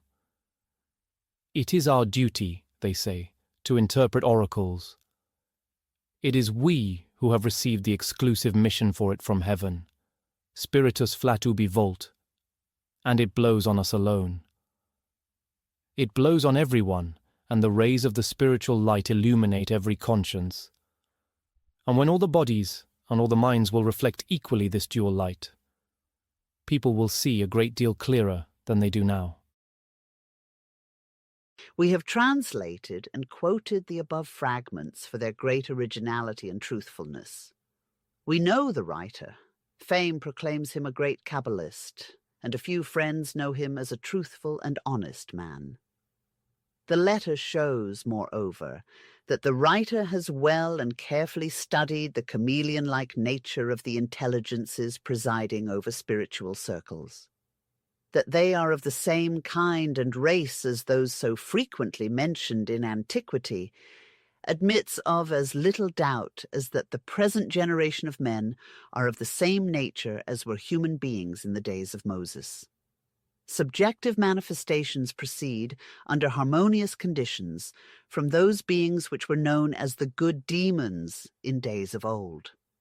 Sometimes, but rarely, the planetary spirits, beings of another race than our own, produce them. Sometimes the spirits of our translated and beloved friends, sometimes nature spirits of one or more of the countless tribes, but most frequently of all terrestrial elementary spirits, disembodied evil men, the Dayaka of A. Jackson Davis. We do not forget what we have elsewhere written about subjective and objective mediumistic phenomena. We keep the distinction always in mind. There are good and bad of both classes. An impure medium will attract to his impure inner self the vicious, depraved, malignant influences as inevitably as one that is pure draws only those that are good and pure. Of the latter kind of medium, where can a nobler example be found than the gentle Baroness Adelma von Vey of Austria, born Countess Wurmbrandt, who is described to us by a correspondent as the providence of her neighbourhood? She uses her medium mystic power to heal the sick and comfort the afflicted. To the rich, she is a phenomenon, but to the poor, a ministering angel. For many years, she has seen and recognized the nature spirits or cosmic elementaries, and found them always friendly. But this was because she was a pure, good woman. Other correspondents of the Theosophical Society have not fared so well at the hands of these apish and impish beings. The Havana case, elsewhere described, is an example. Though spiritualists discredit them ever so much, these nature spirits are realities. If the gnomes, sylphs, salamanders, and undines of the Rosicrucians existed in their days, they must exist now. Bulwer Lytton's Dweller of the Threshold is a modern conception, modelled on the ancient type of the Sulanuth of the Hebrews and Egyptians, which is mentioned in the Book of Jasher. The Christians call them devils, imps of Satan, and like characteristic names. They are nothing of the kind, but simply creatures of ethereal matter, irresponsible, and neither good nor bad, unless influenced by a superior intelligence. It is very extraordinary to hear devout Catholics abuse and misrepresent the nature spirits when one of their greatest authorities, Clement the Alexandrian, disposed of them by describing these creatures as they really are. Clement, who perhaps had been a theurgist as well as a Neoplatonist, thus arguing upon good authority, remarks that it is absurd to call them devils, for they are only inferior angels, the powers which inhabit elements, move the winds, and distribute showers, and as such are agents and subject to God. Origen, who before he became a Christian also belonged to the Platonic school, is of the same opinion. Porphyry describes these demons more carefully than anyone else. When the possible nature of the manifesting intelligences, which science believes to be a psychic force, and spiritualists the identical spirits of the dead, is better known, then will academicians and believers turn to the old philosophers for information. Let us for a moment imagine an intelligent orangutan or some African anthropoid ape disembodied, i.e., deprived of its physical and in possession of an astral, if not an immortal body. We have found in spiritual journals many instances where apparitions of departed pet dogs and other animals have been seen. Therefore, upon spiritualistic testimony, we must think that such animal spirits do appear, although we reserve the right of concurring with the ancients that the forms are but tricks of the elementals. Once open the door of communication between the terrestrial and the spiritual world. What prevents the ape from producing physical phenomena such as he sees human spirits produce?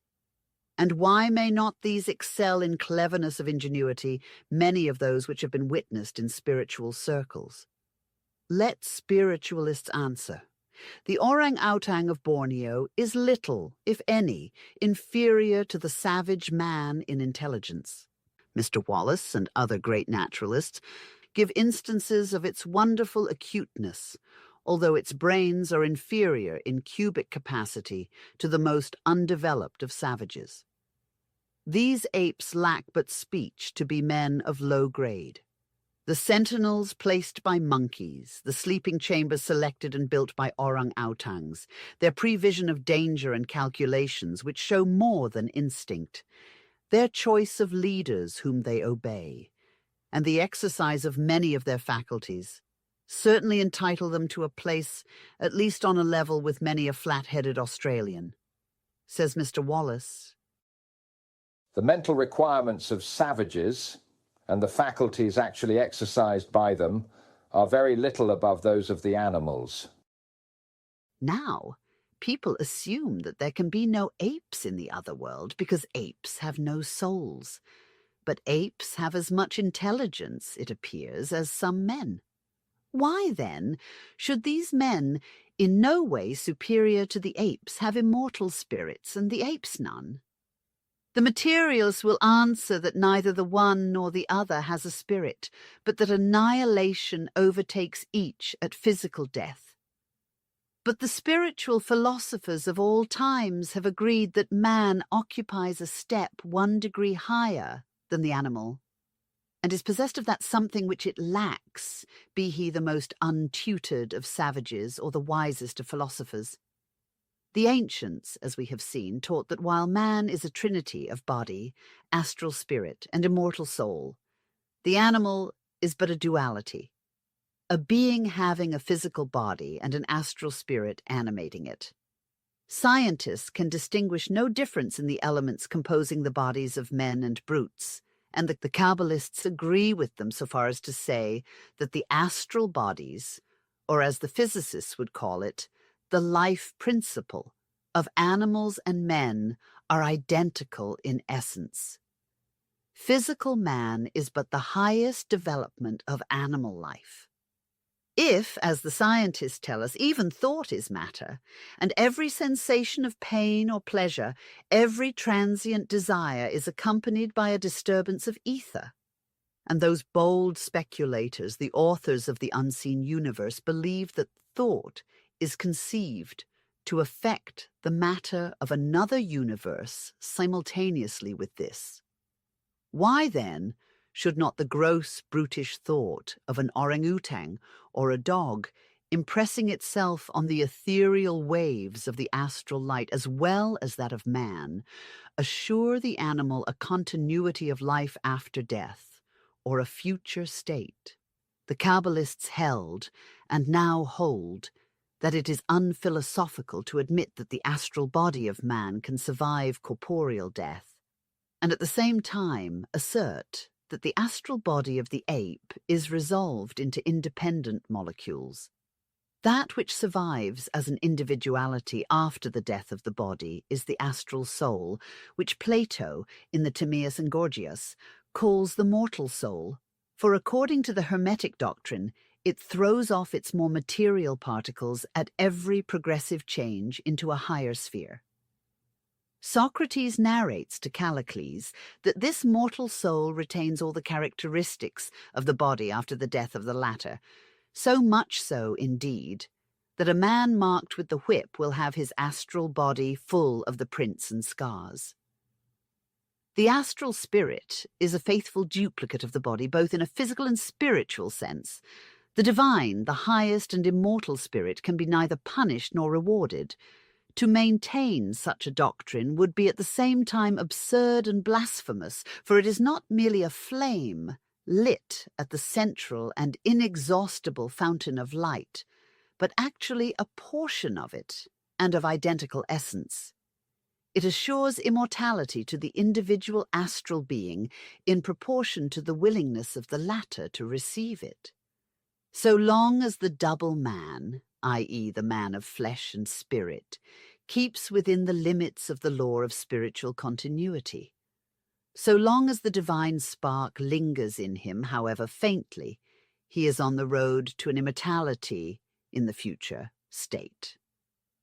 But those who resign themselves to a materialistic existence, shutting out the divine radiance shed by their spirit at the beginning of the earthly pilgrimage and stifling the warning voice of that faithful sentry, the conscience which serves as a focus for the light in the soul, such beings as these, having left behind conscience and spirit and crossed the boundaries of matter, will of necessity have to follow its laws. Matter is as indestructible and eternal as the immortal spirit itself, but only in its particles and not as organized forms. The body of so grossly materialistic a person as above described, having been deserted by its spirit before physical death, when that event occurs, the plastic material, astral soul, following the laws of blind matter, shapes itself thoroughly into the mold which vice has been gradually preparing for it through the earth life of the individual. Then, as Plato says, it assumes the form of that animal to which it resembled in its evil ways during life. It is an ancient saying, he tells us, that the souls departing hence exist in Hades and return hither again and are produced from the dead. But those who are found to have lived an eminently holy life, these are they who arrive at the pure abode above and dwell on the upper parts of the earth. In Phaedrus, again, He says that when man has ended his first life, on earth, some go to places of punishment beneath the earth. This region below the earth, the Kabbalists do not understand as a place inside the earth, but maintain it to be a sphere, far inferior in perfection to the earth and far more material.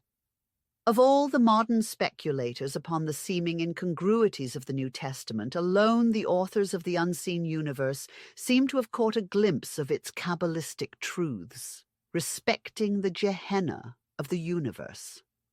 This Gehenna, termed by the occultists the eighth sphere, numbering inversely, is merely a planet like our own, attached to the latter and following it in its penumbra.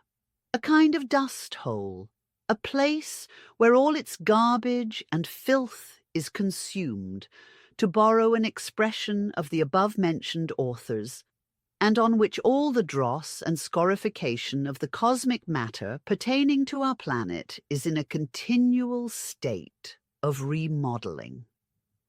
The secret doctrine teaches that man, if he wins immortality, will remain forever the trinity that he is in life, and will continue so throughout all the spheres. The astral body, which in this life is covered by a gross physical envelope, becomes, when relieved of that covering by the process of corporeal death, in its turn the shell of another and more ethereal body. This begins developing from the moment of death, and becomes perfected when the astral body of the earthly form finally separates from it. This process, they say, is repeated at every new transition from sphere to sphere.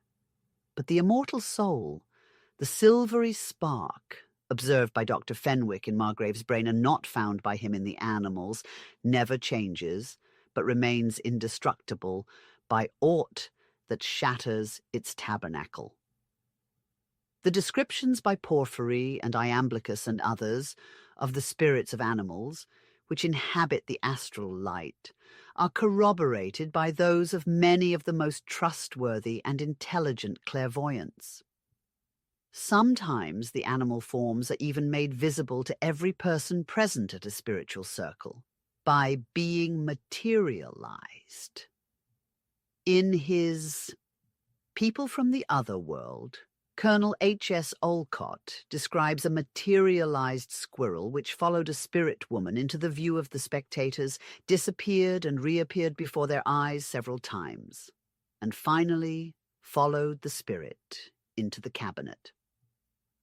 Let us advance another step in our argument.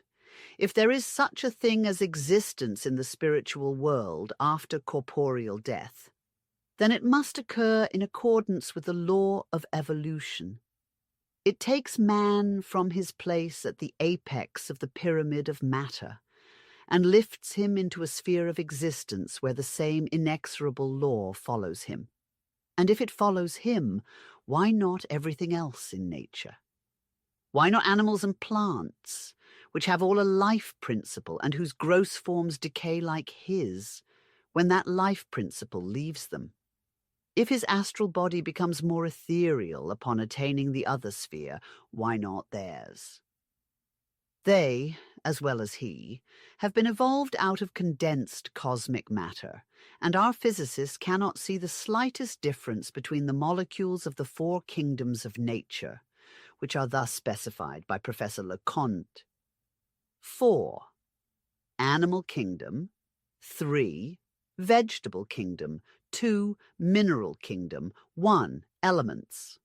The progress of matter from each of these planes to the plane above is continuous, and according to Leconte, there is no force in nature capable of raising matter at once from number 1 to number 3 or from number 2 to number 4 without stopping and receiving an accession of force of a different kind on the intermediate plane. Now, will anyone presume to say that out of a given number of molecules, originally and constantly homogeneous, and all energized by the same principle of evolution, a certain number can be carried through those four kingdoms to the final result of evolving immortal man, and the others not be allowed to progress beyond planes 1, 2, and 3? Why should not all these molecules have an equal future before them?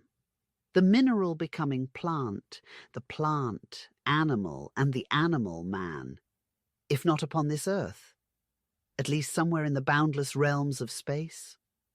The harmony which geometry and mathematics, the only exact sciences, demonstrate to be the law of the universe, would be destroyed if evolution were perfectly exemplified in man alone and limited in the subordinate kingdoms. What logic suggests, psychometry proves, and as we said before, it is not unlikely that a monument will one day be erected by men of science to Joseph R. Buchanan, its modern discoverer. If a fragment of mineral, fossilized plant or animal form gives the psychometer as vivid and accurate pictures of their previous conditions as a fragment of human bone does of those of the individual to which it belonged, it would seem as if the same subtile spirit pervaded all nature and was inseparable from organic or inorganic substances. If anthropologists, physiologists, and psychologists are equally perplexed by primal and final causes, and by finding in matter so much similarity in all its forms, but in spirit such abysses of difference, it is perhaps because their inquiries are limited to our visible globe, and that they cannot or dare not go beyond. The spirit of a mineral, plant, or animal may begin to form here and reach its final development millions of ages hereafter on other planets, known or unknown, visible or invisible to astronomers. 4. Who's able to controvert the theory previously suggested that the Earth itself will, like the living creatures to which it has given birth ultimately, and after passing through its own stage of death and dissolution, become an etherealized astral planet. As above, so below. Harmony is the great law of nature. Harmony in the physical and mathematical world of sense is justice in the spiritual one. Justice produces harmony, and injustice discord. And discord, on a cosmical scale, means chaos, annihilation. If there is a developed immortal spirit in man, it must be in everything else, at least in a latent or germinal state, and it can only be a question of time for each of these germs to become fully developed. What gross injustice it would be for an impenitent criminal man, the perpetrator of a brutal murder when in the exercise of his free will, to have all immortal spirit, which in time may be washed clean of sin, and enjoying perfect happiness, while a poor horse, innocent of all crime, should toil and suffer under the merciless torture of his master's whip during a whole life, and then be annihilated at death.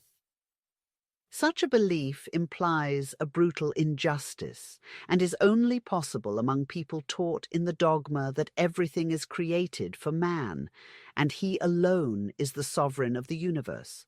A sovereign so mighty that to save him from the consequences of his own misdeeds, it was not too much that the God of the universe should die to placate his own just wrath.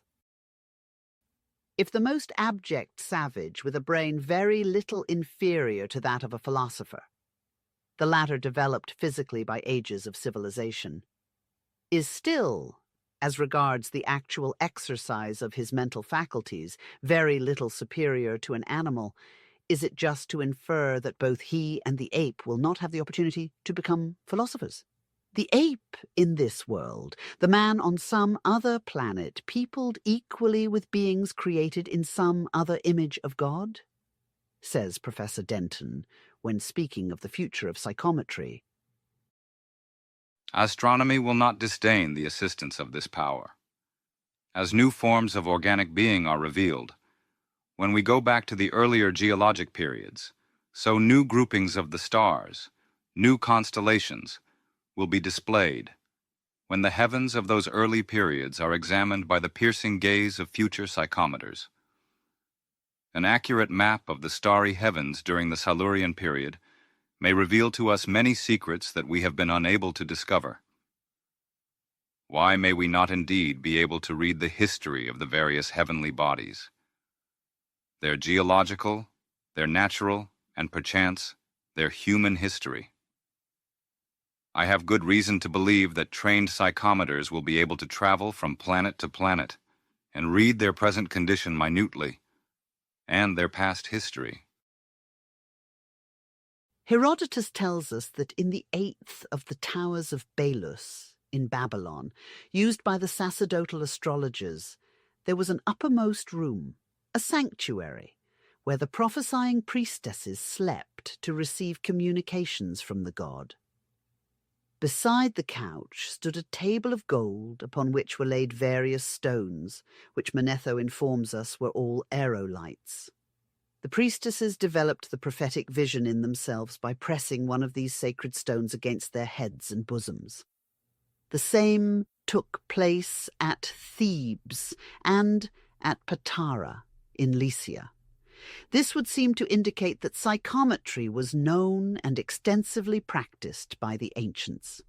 We have somewhere seen it stated that the profound knowledge possessed, according to Draper, by the ancient Chaldean astrologers of the planets and their relations was obtained more by the divination of the betailos, or the meteoric stone, than by astronomical instruments.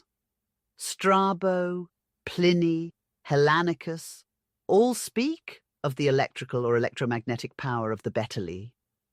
They were worshipped in the remotest antiquity in Egypt and Samothrace as magnetic stones, containing souls which had fallen from heaven. And the priests of Cybele wore a small betailos on their bodies.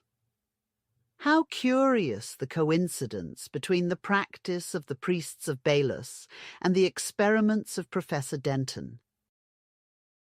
As Professor Buchanan truthfully remarks of psychometry, it will enable us to detect vice and crime. No criminal act can escape the detection of psychometry when its powers are properly brought forth.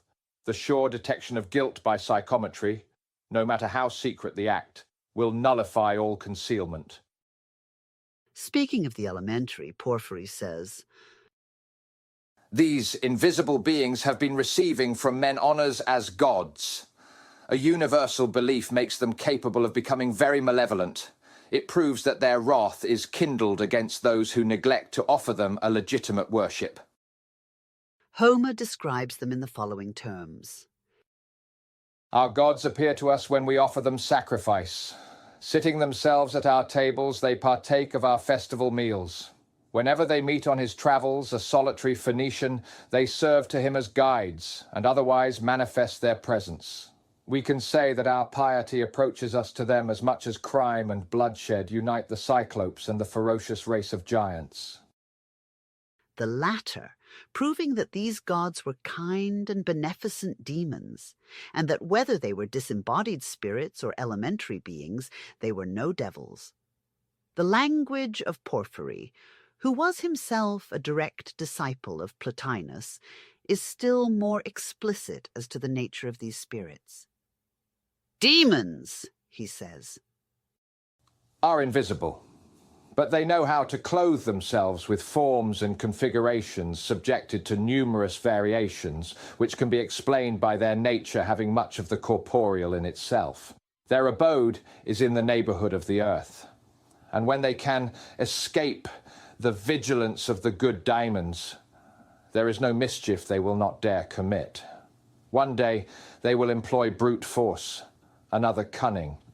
Further, he says, it is a child's play for them to arouse in us vile passions, to impart to societies and nations turbulent doctrines, provoking wars, seditions, and other public calamities, and then tell you that all of these is the work of the gods.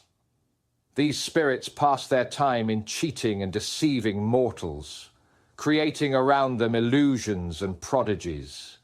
Their greatest ambition is to pass as gods and souls, disembodied spirits.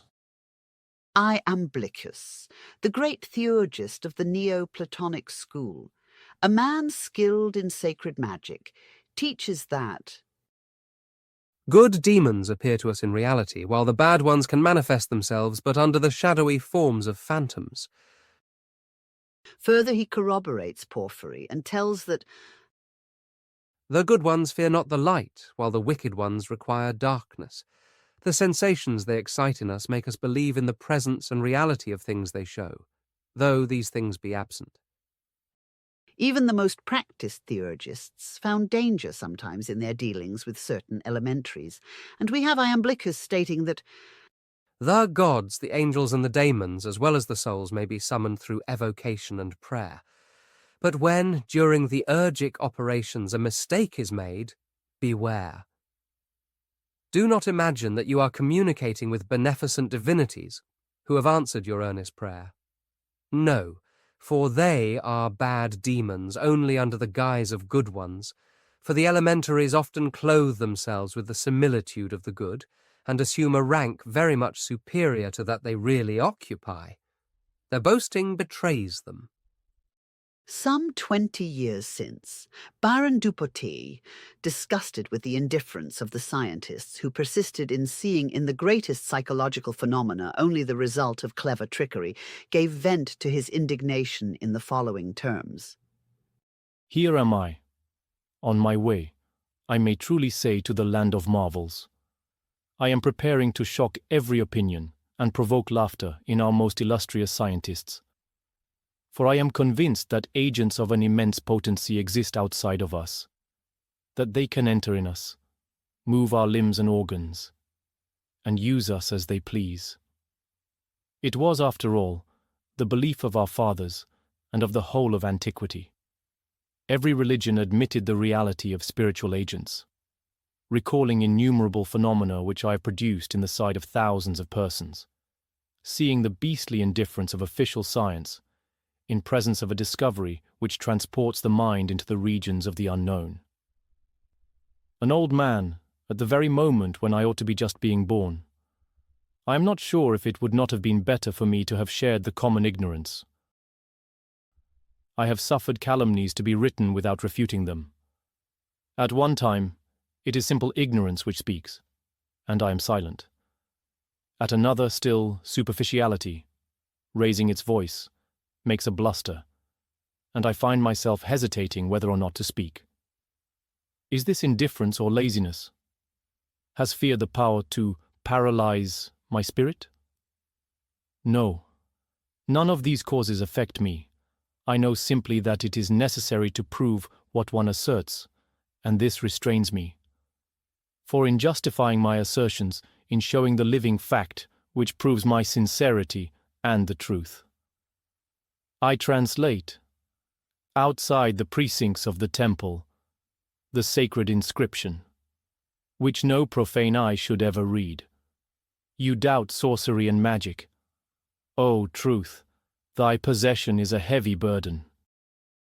With a bigotry which one might search for in vain outside the church in whose interest he writes, de Musset quotes the above language as proof positive that this devoted savant and all who share his belief have given themselves over to the dominion of the evil one. Self-complacency is the most serious obstacle to the enlightenment of the modern spiritualist. His 30 years' experience with the phenomena seemed to him sufficient to have established intermundane intercourse upon an unassailable basis. His 30 years have not only brought to him the conviction that the dead communicate and thus prove the spirit's immortality, but also settled in his mind an idea that little or nothing can be learned of the other world except through mediums. For the spiritualists, the records of the past either do not exist, or if they are familiar with its gathered treasures, they regard them as having no bearing upon their own experiences. And yet the problems which so vex them were solved thousands of years ago by the theurgists, who have left the keys to those who will search for them in the proper spirit and with knowledge. Is it possible that nature has changed her work, and that we are encountering different spirits and different laws from those of old?